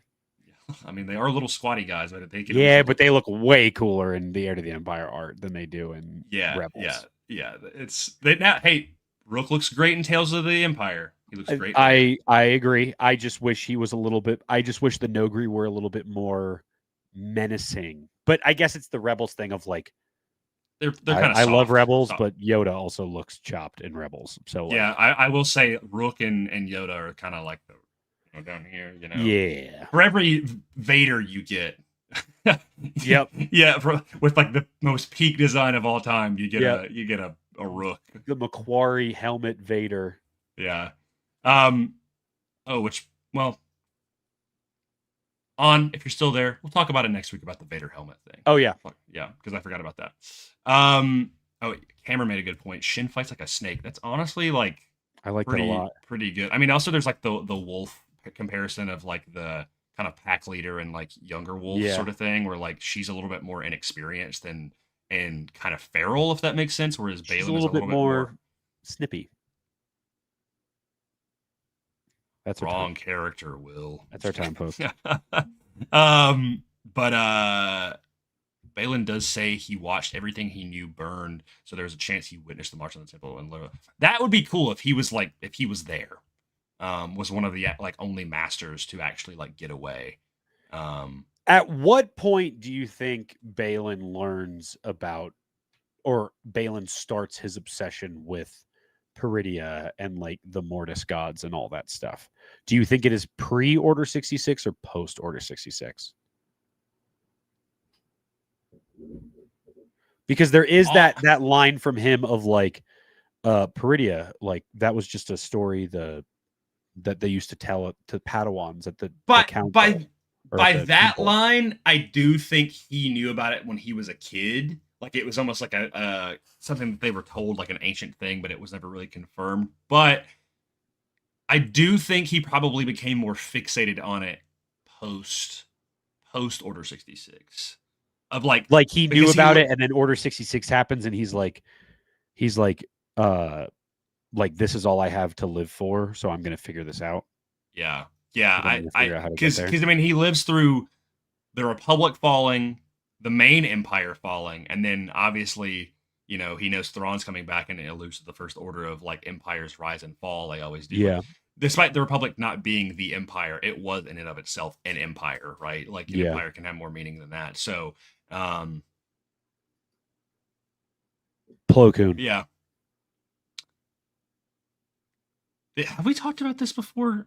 I feel like that was something everybody talked about when Ahsoka season 1 was out, but like it would be really sick if it was Plo Koon. Yeah, we don't really know about any of Plo's like apprentices, and I feel like the age would kind of line up, you know. Also, like them being like referred to as wolves, like obviously his squadron is like Wolf Pack, like, and I mean, just to get the Dave Filoni out of the way of like, if he had to pick somebody to give an apprentice to, like he gave Anakin, like George and him worked on giving Anakin an apprentice through Ahsoka. Like, oh, I have to pick a Jedi who has an apprentice. Like, Plo Koon's his favorite Jedi. Like, I could very easily see Plo Koon being his. How do we know how old Baylan roughly is? Because I'm just trying to figure out like when Plo Koon would have trained him. No, but with the power of technology, we can. Yeah, I was about to say, like, he's got probably the same age as Anakin, right? Like, if Anakin had lived past Return of the Jedi, they probably would have been the same age. in their 50s. Uh, Because Vader's like 50 something in Return of the Jedi.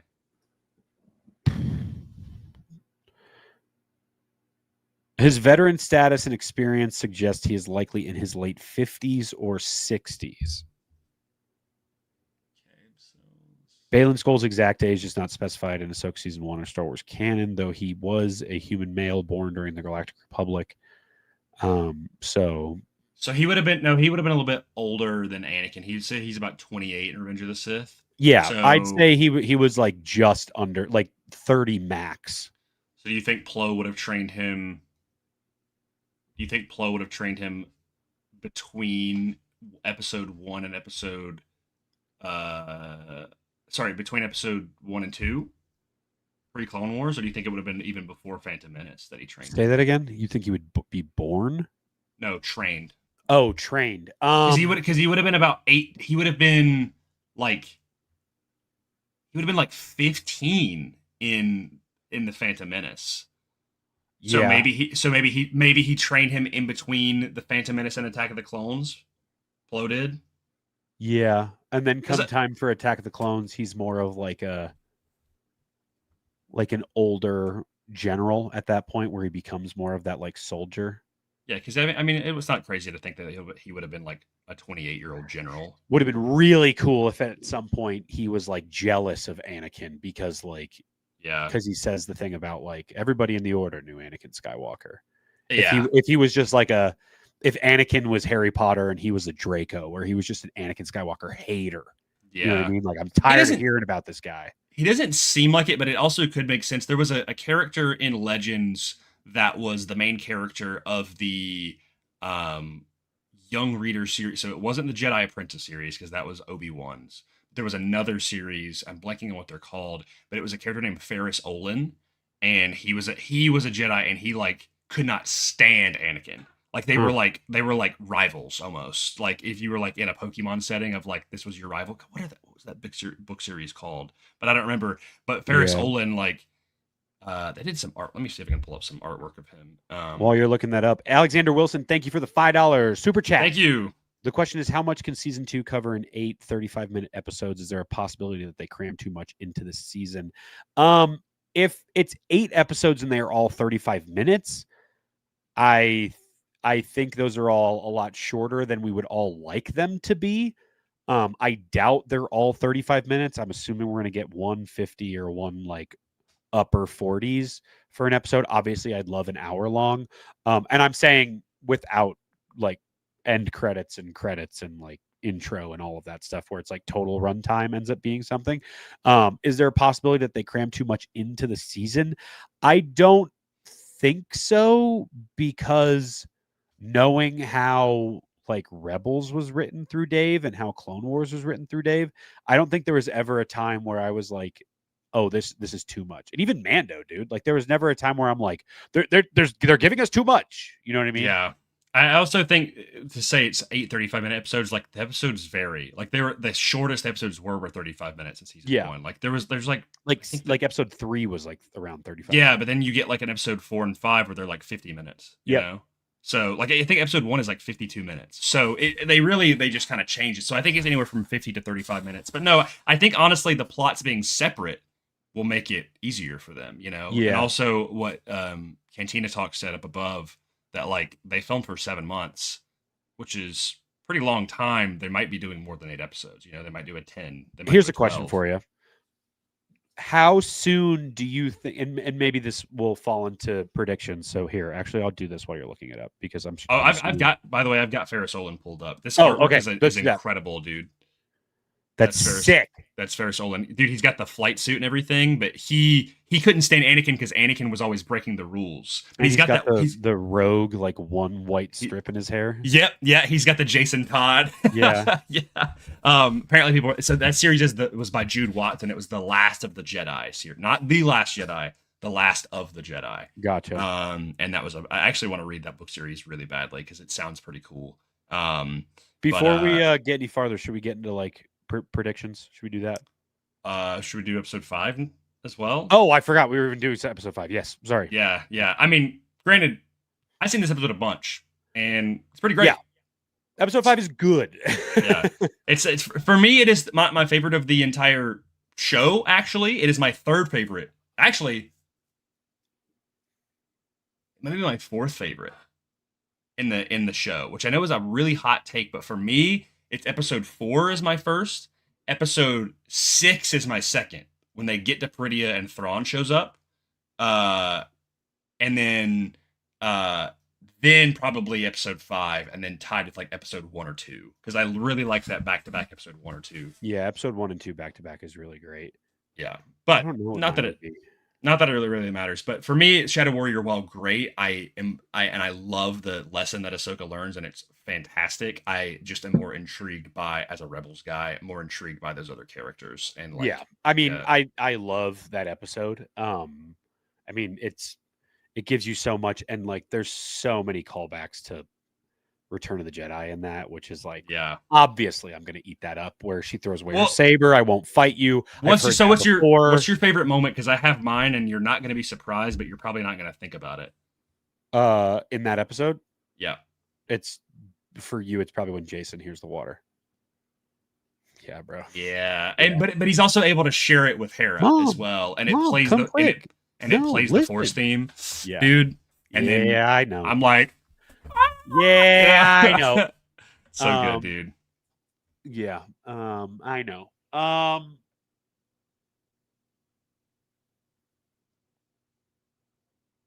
I'd honestly, and this is a basic will take, but it's when Ahsoka throws her lightsaber, and I choose Yeah. to live. That's Like, it's great. Obviously, Yeah. like she throws her lightsaber just like Luke. I also, if you want to talk about in the Force visions as well, it's actually when Anakin is talking to young Ahsoka, and she's like, "Why? Like, how are you joking?" And he's just like, "What? You want me to be more serious?" Like that piece of dialogue right there. He's like, "This Yeah. is war, Ahsoka." Like that entire piece of dialogue. Oh, so you mean and- from Battle of Ryloth? Yes, but it's in the vision still. Like Yeah. obviously, it's like kind of a flashback, but also like adult Ahsoka and young Yeah. Ahsoka's body. But This is one of my favorite moments too. He's like, yeah. Jason's father, Kanan Jarrus, was a Jedi. He has abilities just like his father. Okay, and he just walks away. He's like, "All right, man. I can't argue with that. Let's go, Yeah. Jedi." Yeah, it's great because it's just like you don't need to know. Like that's all you need to know. And he's like, Yeah. well, like he's a good audience POV character. But Yeah. if we're also talking like, also like another favorite moment, which is it's right after the battle. It's when he walks into the smoke and then it flashes. It plays the music and he flashes to Vader. Dude, him so talking good. to Ahsoka in on Mandalore, and it's that final battle, and is that what this is about? Like that line? Yeah, Ugh, that so it's good. It's really good, dude. It's really good to see Hayden like be Clone Wars Anakin. You know, I also rewatching that episode. I think my favorite thing about Hayden's acting in that episode is it's not Anakin Revenge of the Sith. It's like, yeah, you can draw that line where it like makes sense, but it seems like it is Anakin after living as Vader for a long time, especially in his vocal cadence. Yep. Yeah, Like- it's deeper. You can hear it. Yeah, like I haven't failed you yet. Like that kind Yeah. of line. Like, oh, Yeah, it's so good, dude. he's a little bit more used to it. Alexander Wilson. Appreciate the Thank you. $5 super chat. dude. Again, he's piling on. I wasn't a fan of Ahsoka. My question is, what can they improve on for season 2 from season 1? I think they need better dialogue and have better pacing. I could agree with pacing, specifically Yeah. with episode 3 and with episode 7. While I don't dislike those episodes, they do kind of feel a little bit filler. Feels like a harsh word, but they definitely feel a little less important than the others, because it's like episode 3 is like, hey, they're fighting in space, and then episode 7 is like, oh, and they attack like Ezra and all them, and it's like, Yeah. okay, like kind of waiting And to get the episode next thing. 3 is a lot of that like Clone Wars eye candy, I feel. Yeah.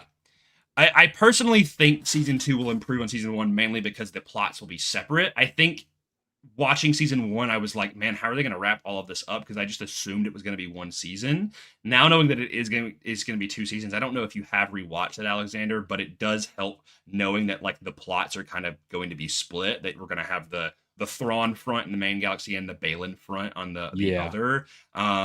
I could see. I personally like the dialogue. I could see in some moments it needing a little bit improving, especially like in a post Andor world where like the dialogue is like so Yeah. meticulous, you know. So yeah, I mean, obviously you can always there's always something to be improved on. I'm sure there's things in Andor that you could improve on, you know, like I know which might be a hot take, like perfection is kind of an unknowable concept. That being said, I do think Ahsoka season 2 is going to be firing a lot more because Dave has been working on it for a long time. They're also not going to be filming strictly in set, like in the volume the entire time. So I think there's going to be a lot. There's a lot of expectation in this season, and I think Dave knows that, and I think therefore it's going to they found their footing. I think they're going to be able to kind of get that stride going. That's my opinion. Yeah, I agree. I also think too, this is as much as like season 1 was so much of like, obviously Ahsoka is Dave's baby, and this series is so much of his baby as well when it comes to like his like full step into the live action world of Star Wars and making something his own. Obviously with Mando, he did that as well, but like Favreau was obviously a big part of that, and Favreau pitched the show and stuff like that. Yeah. But I think when it comes to season 2, at least from my perspective, with what we have heard about what they've shown at Celebration and just knowing Dave Doodles and concept art that I've stared at for my entire life of like just what is going on with Ahsoka post Return of the Jedi and older Ahsoka, it kind of seems like this season is where Dave's going to go full Dave with what he wants in this season. So I think as much as season 1 was so much of a setup for season 2, I feel like, and season 1 is fantastic. It's my favorite season of Star Wars television.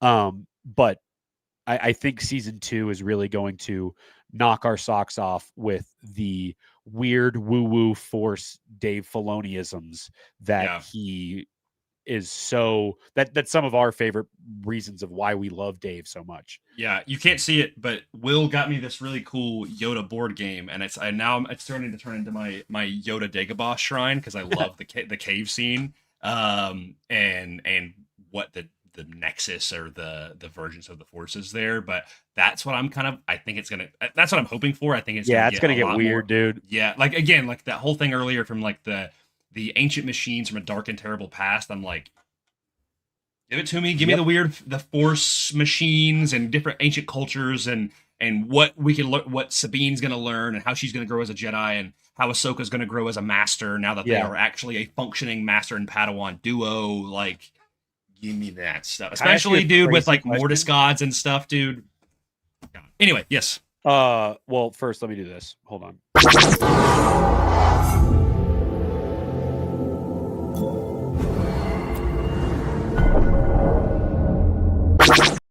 We were kind of touching on it, but our meditation point for this episode is going to be predictions and what we think is going to happen in the season.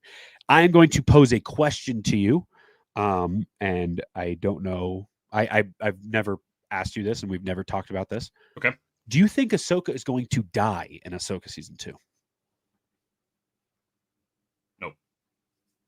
Okay. I don't think it. This is going to sound really funny, but this is good to get some shock value, but it is true.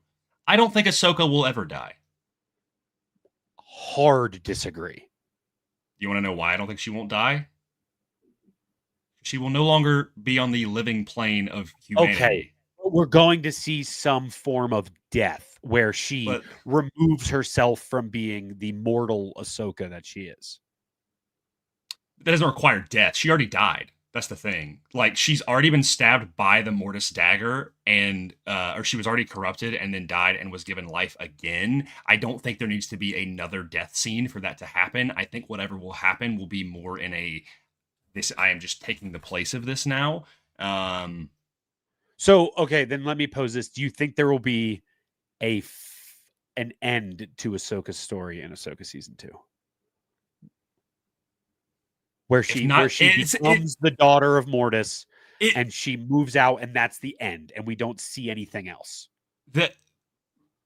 I think that will happen. It's just a matter of will that happen in this season or are they going to do one more season of the show? I would love for them to do one more season of the show. I feel like my heart of hearts, I feel like there's going to be a season 3, and that will be it. I would love a season 3. I think my thing is like, I guess the comparison I would make is like, is there going to be a final bookend end to Ahsoka's story, like a Maul death on Tatooine with Obi-Wan, So, or like a Ben at the end of Return of the Jedi, where like he's a Force ghost? Like, are we going to see something like that where she transfers her into the daughter of Mortis, and then that's kind of it? this is probably not going to happen, but MacMan, thank you again for your super chat. You are the GOAT. Thank you, dude. Appreciate you. Ahsoka will die in the Filoni movie. Here is kind of my middle ground here. I think she will die or whatever, but I could see her being a Force ghost-ish thing in the Filoni movie. Because personally, I know this is a hot take. I do not think Ahsoka will be a main character in the Filoni movie. Just don't think it'll happen. Maybe that's because that's you mean Filoni's what people are calling the Heir to the Empire movie? Yeah, I think I could see her there could be a scene with like, because obviously what we want is I want Luke and Han and Leia and Lando, and I want all of them to be the main characters of that movie. I don't know if that's going to happen. That's my hope. That's what I think would be best for the story. And if that's the case, I don't really want Ahsoka to be a main character because I don't really want her going back. Okay, here's what I will say. This is the only definite thing that I will say. I do not think Ahsoka is ever making it back to the main galaxy in a physical form. Whoa. See, that was my next question is, do you think Sabine and Ahsoka come back? Sabine will make it back, not Ahsoka. So you think Ahsoka stays there? She's exactly where she needs to be. Wow. She's died already. He has the living essence of the Mortis daughter within her. She is at peace with being on Mortis, or being on Peridia, that being said. Whatever will happen, that is where she needs to be, because I don't think she's coming back. Not in her physical form, at least. Because that's this is what I always think about, is when Dave was like, oh, they think about Rise of Skywalker, they hear her voice, they think she's dead, but that doesn't necessarily mean she's dead. Okay, she ain't dying then. Why would you say that if she's not dead, bro? You know, granted, I know that's a Filoni-ism, but that is my take. That is my opinion. I probably will end up being wrong. See, because I was always like, I think most of the season is them on Peridia, and then the end is them leaving Peridia. Where like everything that happens with Ahsoka and Sabine, there's nothing that happens in the main galaxy until the very end. I personally do not think Ahsoka will have. Okay. There is a part of me that thinks that it might happen, but personally, I do not want her to come back to the main galaxy. I want there to be a lasting effect. I don't want. Here is what I want. I don't want it to be a Grogu goes off with Luke and comes back situation. I don't want it to be that again. I want it to be she goes off and they made that switch and that is it. That is done. Sabine can get back somehow, but there has to be some sort of sacrifice. So what if there's some sort of weird connection with where she is on Peridia, where they're obviously going, where the hand points for all of the weird woo-woo Mortis stuff that's happening. If there's some sort of pipeline connection between there and the actual where she died in the original Mortis arc. And because that's, as we assume, that's in the main galaxy, right?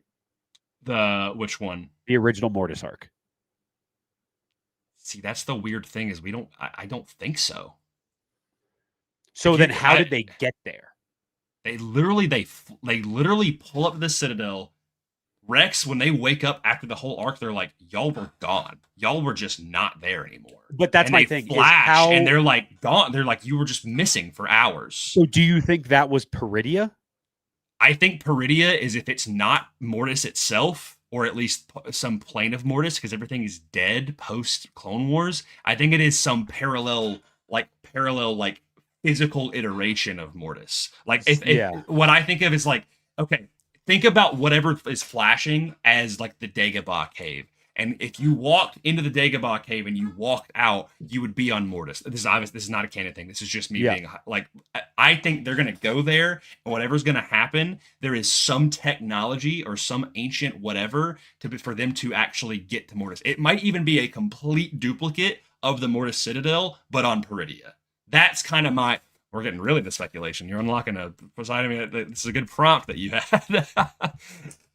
This also, is where most of my prediction lies. Is like also, I'm going to second Cameron here. This is exactly kind of where my thought process is maybe Ahsoka taking her place in Mortis is the sacrifice needed to allow Sabine to use the War Between Worlds to get home. Yeah, or something like that. Because Limitless Surge said this. So Ahsoka doesn't make it back, then who does? There's five named characters stuck there. I guess you're starting with Huyang being the fifth. I don't think Balin, not Thrawn, Shin, Balin, Sabine, Ahsoka, Huyang. Yeah, Huyang. Yeah. So I think Huyang, Shin, and Sabine make it back. I don't think Balin. I think Balin. Whatever happens to him, he ain't making it back. Yeah, Balin's not making it out of season 2. Yeah, I don't think so. Or at least, yeah. Let's just assume Ahsoka season 2 is it. They're only doing 2 seasons. I'm not going to speculate about there being a season 3. Let's just say. So do you think Shin and Balin both die in season 2? No, I think Shin will come back to the light side. Do you think Shin So you think Shin and Sabine are making it back to the main galaxy? That's what I think will happen. I also could see Shin maybe making it back, but then her still being like, I'm a bandit lord, kind of like making my own, like I want power sort of thing. I don't know. So Shin ends up being kind of like a Maul, where she's just always bad. Kind of like a Maul Ventress, kind of like yeah. That's what I would say. This is what I think as well. Yeah. Oh, so Huyang makes it back? Yeah. Because I was going to say, I was like, and I think Huyang goes back to Luke's temple, right? Well, what I was going to say was, does Huyang die in this season? See, Huyang is my 50-50 split, where I'm like, maybe there's a reason why he's not at Luke's temple, and it's because he's dead. It's 10,000 years of the Jedi, and this is finally where he dies. I'm not gonna lie, dude. This is a hot take. I think I'd be more crushed about Huyang dying than anybody else. Oh my god, yeah. Like to me, that's my comfort character droid right there. Like that would mess me up. Because then I always have to worry about, I'm like, again, where is Huyang if he were to make it back? There's unless he's like more comfortable staying with Sabine. But also Sabine is a Jedi, so why is she not at the new Jedi? This is where I get into the freaking intricacies of things, where I'm like, why are Sabine and Ezra not with Luke's new Jedi temple? You know? Like, why are they not there? Well, I mean, there's a lot of time there. We don't know. That's what I'm saying. Because really what we have seen is what? Luke in Book of Boba Fett, and then Shadows of the Sith. Like those are really and the current comics that are coming out, but he's not really doing anything with the Jedi Temple at this time. That's what I mean. Is like there's really, that's kind of the bookend of what we know about Luke during that time. Yeah. Right. So I don't know. See, those are my two questions though when it comes to predictions. I mean, I feel like Jason's got to be trained by Ezra, right? Yeah, I would assume it's Ezra. But then it's like, okay, that would be a really cool duo of an Ezra, Jason, and a Luke and a Ben. Like literally, they're nephews, bro, or whatever. They're like son, not sons. Oh, I've never thought of that, of like Luke with Ben and Ezra with Jason. That would be such a good. God. Well, Ben's what, 3 at this point? No, he's 4 or 5. 4 or 5. He was born he was born a year after Endor, and we're 5 years after Endor right now. Yeah, 9 ABY. So he's like 4 or 5. So he's a little bit younger than Jason. Yeah. Yeah. Because Jason's what, 11, 10? Something like that. Yeah. He can't be younger than 10, but he looks like an 11-year-old. Yeah. So what's one like confirmed prediction where you're like this will absolutely happen in this season? Like there's not a shadow of a doubt in my mind that something like this happens. Assuming that Ahsoka season 2 is the final season. They only do 2 seasons of this show. Would love for them to do more, but let's just assume that's the case. I think whether it is she actually dies or whatever, I think Ahsoka by the end of this show will become the new daughter of Mortis. And that is why she does not physically die, but she is not in the main galaxy, and why we can hear her voice in The Rise of Skywalker. Whatever that means, I have no idea. Because there is so little we know about the Mortis gods, dude. And that is why I love it. That is why I love. Do I want to learn more? Yeah. But I also am like, will we? I don't know. I'm also like, once the Ahsoka line is, I guess, cut, if you will we ever get more Mortis stuff in any capacity? I don't know. I would love to see it in like a Dawn of the Jedi thing, that being a tied thing. But you've heard my theory about how I think the OG father is Revan, right? No, I've actually never heard this. I don't think you ever told me this. This is truly, I'm pretty well versed on your theories, and I don't think I've ever heard this one. Let's sit down, fellas. If you haven't rewatched the Mortis arc, this will all make a lot more sense after you rewatch it, because back when Cole and I did our show, we did a whole breakdown on this, and it was one of my favorite episodes that we ever did. Basically, when I rewatched the Mortis arc, I noticed a couple things. The first thing is that the transmission that they pick up when Ahsoka, Obi-Wan, and Anakin go and find the Mortis Citadel, which seemingly blips them out of nowhere, is that the signal is a very Old Republic signal. They say, and then when you hear Old Republic mentioned in the Clone Wars era, that usually means the Old Republic. Because if they refer to the Old Republic in Obi-Wan as Ben Kenobi, he's like the Old Republic, that means that can mean the prequel era and before. But obviously during this time, they're not going to be talking about 10 years ago as the Old Republic. So they're like, this is an old Jedi signal. It's a crash site from a distress signal sort of thing. They never quite figure out what it is. That's the first piece of information. The second piece of information is that in the Plagueis novel, which came out might have come out simultaneously as the Mortis episodes. It was 2010-ish. I don't know what year the Mortis episodes came out, but that's roughly the timeline. Plagueis talks about the Mortis gods. He calls them celestials or celestial beings, and that they were theorized to be humans that were so powerful in the Force they transcended becoming just mere humans, all right? This is all speculation, but I found that to be a very interesting detail that nobody ever really talks about in the Plagueis book. The final piece of information is that Revan... this is actually 2 more pieces of information. Revan, in the Old Republic, is kind of a pseudo-Anakin.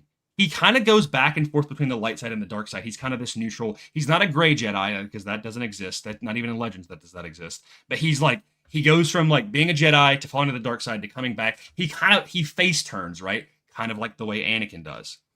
What signifies that to me as well is that the father, when you look at him, looks a lot like what Revan looks like in that DLC. He just looks like an older version. He's even got these weird kind of facial scar things, which Revan has, which is very odd. It's kind of faint, but they have very narrow faces. What DLC are you talking about?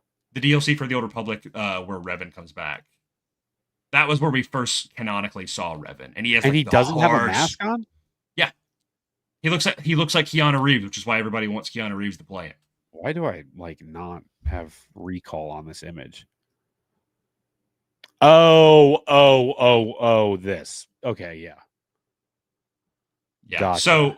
So my theory is that somehow, one way or the other, Revan has some children. Because this also banks on the theory that I believe the Chosen One prophecy can be repeated. I don't think it's just Anakin, and that's it's not just one time. I think the Force goes in and out of balance all the time. I personally think that Revan was a Chosen One at one point too, whether they knew it or not. So that's why he's the father, because he keeps them in balance with the light side and the dark side, or the light and the dark. Cameron, Limitless Nerd, mentioned your name is it is Cameron. I'm not tripping. I know I'm not crazy. Well, what did he say? Blah, blah, blah. He said, does Balin become the son or even the father? That'd be crazy. See, my thing is, I think Balin wants to become the father. And that's from the visual storytelling of the cloak. He wears a cloak at the end of Ahsoka episode 8 that he doesn't wear for the entirety of the show. And each side of it faces the light side and the dark side, and he's standing in the palm of the father. He wants this power to be able to actually keep the galaxy from falling into darkness. And what he wants to do is become, he wants to fulfill this. He wants to become this new thing. Obviously, that's not his destiny. That's Anakin's destiny. And I think Anakin can achieve that through already being, like, I think whatever's going to happen, Mortis is weird. I think he is going to be able to physically, like, become corporeal in Mortis when he's a Force ghost, because Mortis is weird. Not to cut you off, that's another reason why I would be not shocked if there was some backstory with Balin where he did not like Anakin, because he was constantly told he was the chosen one. Mm-hmm. You know what I mean? Like, yeah, I just think, I think that would be, that kind of fits into the Balin not being a big Anakin fan thing.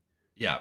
So anyway, I know I'm going on a whole rabbit hole with all of that, but when you rewatch I'm actually going to rewatch it again soon because it's been about a year since I've rewatched it. Yeah, I haven't watched it in a while. Go back and rewatch those episodes because there's some interesting little cues that you're like, wait, I don't remember picking up on that before. And it also is like interesting because, like, in the deleted things, there was the Revan and the Bane were supposed to be there, but they cut those out. I don't know. That's why I've always kind of loosely thought that the father was Revan. Yeah, and honestly, all of this is another reason why I love the Ahsoka series, is because all of this weird Force stuff, dude. I picked up Star Wars. It's why I have, like, my whole shelf right here with, like, the tabletop RPGs. I, like, read the whole excerpt on Mortis in that book because I was like, I need to know as much as I can because this is, like, officially published by Lucasfilm. Yeah, and it doesn't give a ton of answers, but it is really fun to read about because they're kind of like, maybe, what if, who knows? That's truly why. And it's funny because as a kid, this was not my favorite stuff, but, like, Mortis and then the cave on Dagobah are, like, my two favorite things. That's why my favorite scene in the Heir to the Empire trilogy is when Luke goes back to the cave on Dagobah and sees the vision of Mara. It's that, and then it's Mara killing Luke. Those are the two best moments. Mine is never not going to be Luke having the Ben leaving him in the Force vision. That's my third. That's always going to be the only reason. I think that's where, like, I like that kind of Force thing of, like, where it gets more into, like, lineage and, like, destiny and stuff like that. Yeah. Where I love all of that stuff, and I love, like, Yoda with the wills and, like, but, like, the Force ghosty stuff is always where, like, the only reason that scene is not my number one is only because it's like it was before we knew the rules of Force ghosts, and they're like, oh, I'm fading off into nothing, Luke. That's the only. If I was like, if it wasn't him, just it's kind of corroborated by. I think they retcon it though. Spoilers for Shadow of the Sith, but, like, of, like, just like dissipating into the Force, you know what I mean? Yeah. Well, I think it's also a thing of, like, when we read through that trilogy, it wasn't more so. I think I didn't take it as, like, I know it's written as, like, oh, like, Ben's, like, energy in this, like, his Force energy in this, like, plane of existence is, like, fading. But the way I, like, because this is how I do is I jump through hoops and stuff. As I'm like Ben being like, hey, you don't need me anymore, you know? Like, there's nothing more I can teach you, sort of thing. That's kind of how I always, because also when you read the comic version and you see the twins be born, Ben and Yoda are watching. Yeah, that is true. And Sebastian Shaw Anakin, right? Yeah, it's all three. So, bro, you got to get that Roosevelt Force Ghost shirt, dude. I know. It's sick. I know. Anyway. So that was a good speculation. For you, before we wrap up, what is the one thing that you think surefire is happening in Ahsoka season 2, or by the end of Ahsoka, assuming that Ahsoka season 2 is the final? Mine's kind of just like a cheesy, like, key jingling frame, I guess you would call it, which I like. You know what? I'll say it. I like a little bit of key jingling. I will always love the jingling keys when it comes to Star Wars. We will get a full on-screen lineup of Hera, Sabine, Ezra, Jason, and Zeb. Like, we will see all of them together reunited. Be Be curious to see how that would happen. My guess is if Sabine is the only one to make it back, it's going to parallel Ezra, and it's going to be, but it's not just going to be Hera waiting there with Chopper. It's going to be all of them, where like she's finally returned. Because for me, I think it makes more sense for Sabine to return.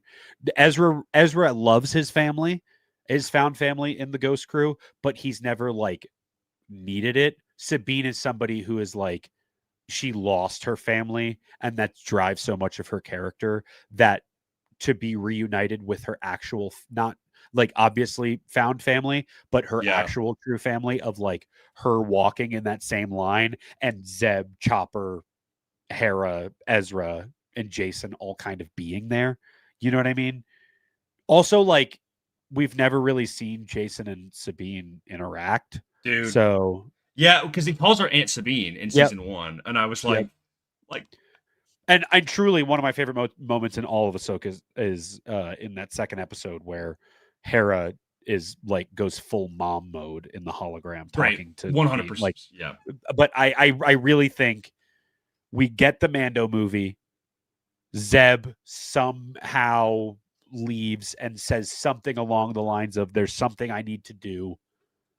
We get the MCU-ified him leaving to go into a show, and then Zeb is in Ahsoka season 2 helping out. I don't even think you need to do him like an MCU-fication thing. Like, I think he'd just be there, and then like he's just in the next season. Like he's with the New Republic.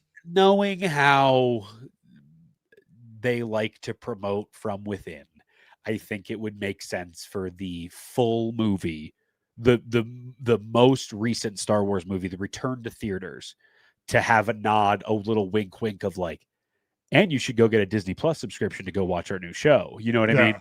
Where like, and Zeb being that thing of like going back to Rebels. You know what I mean? Yeah.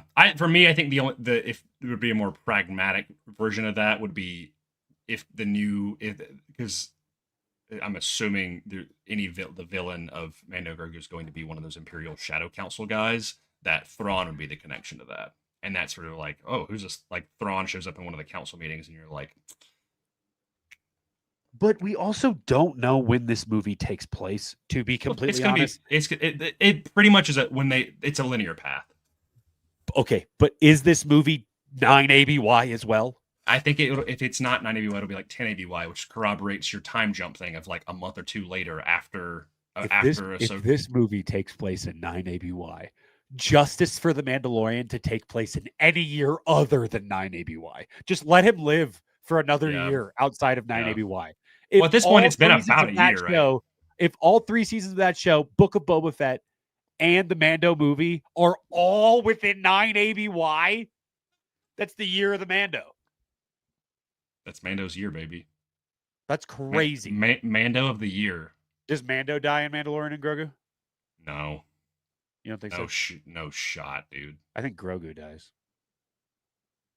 That'd be great.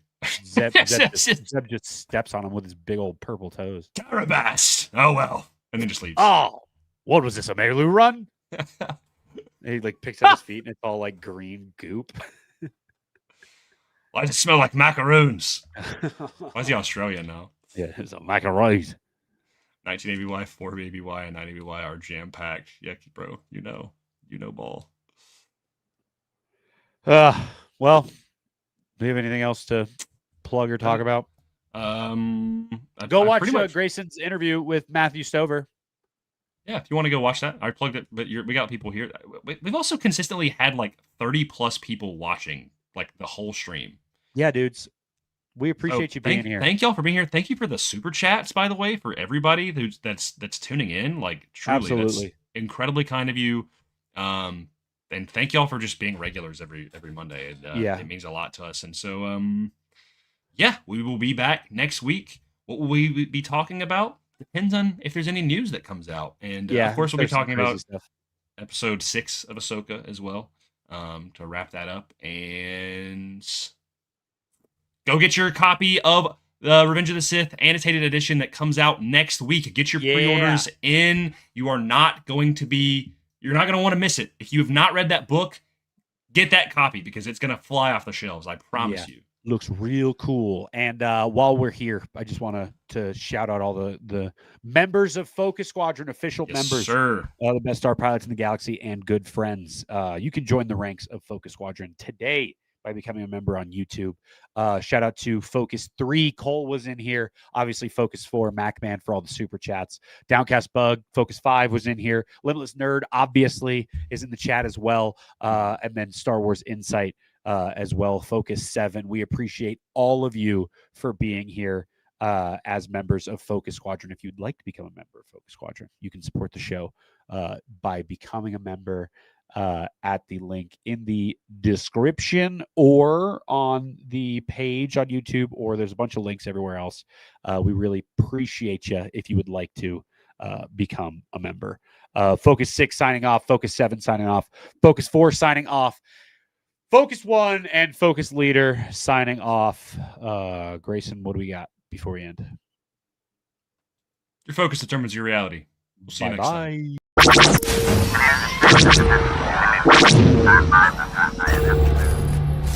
Always remember.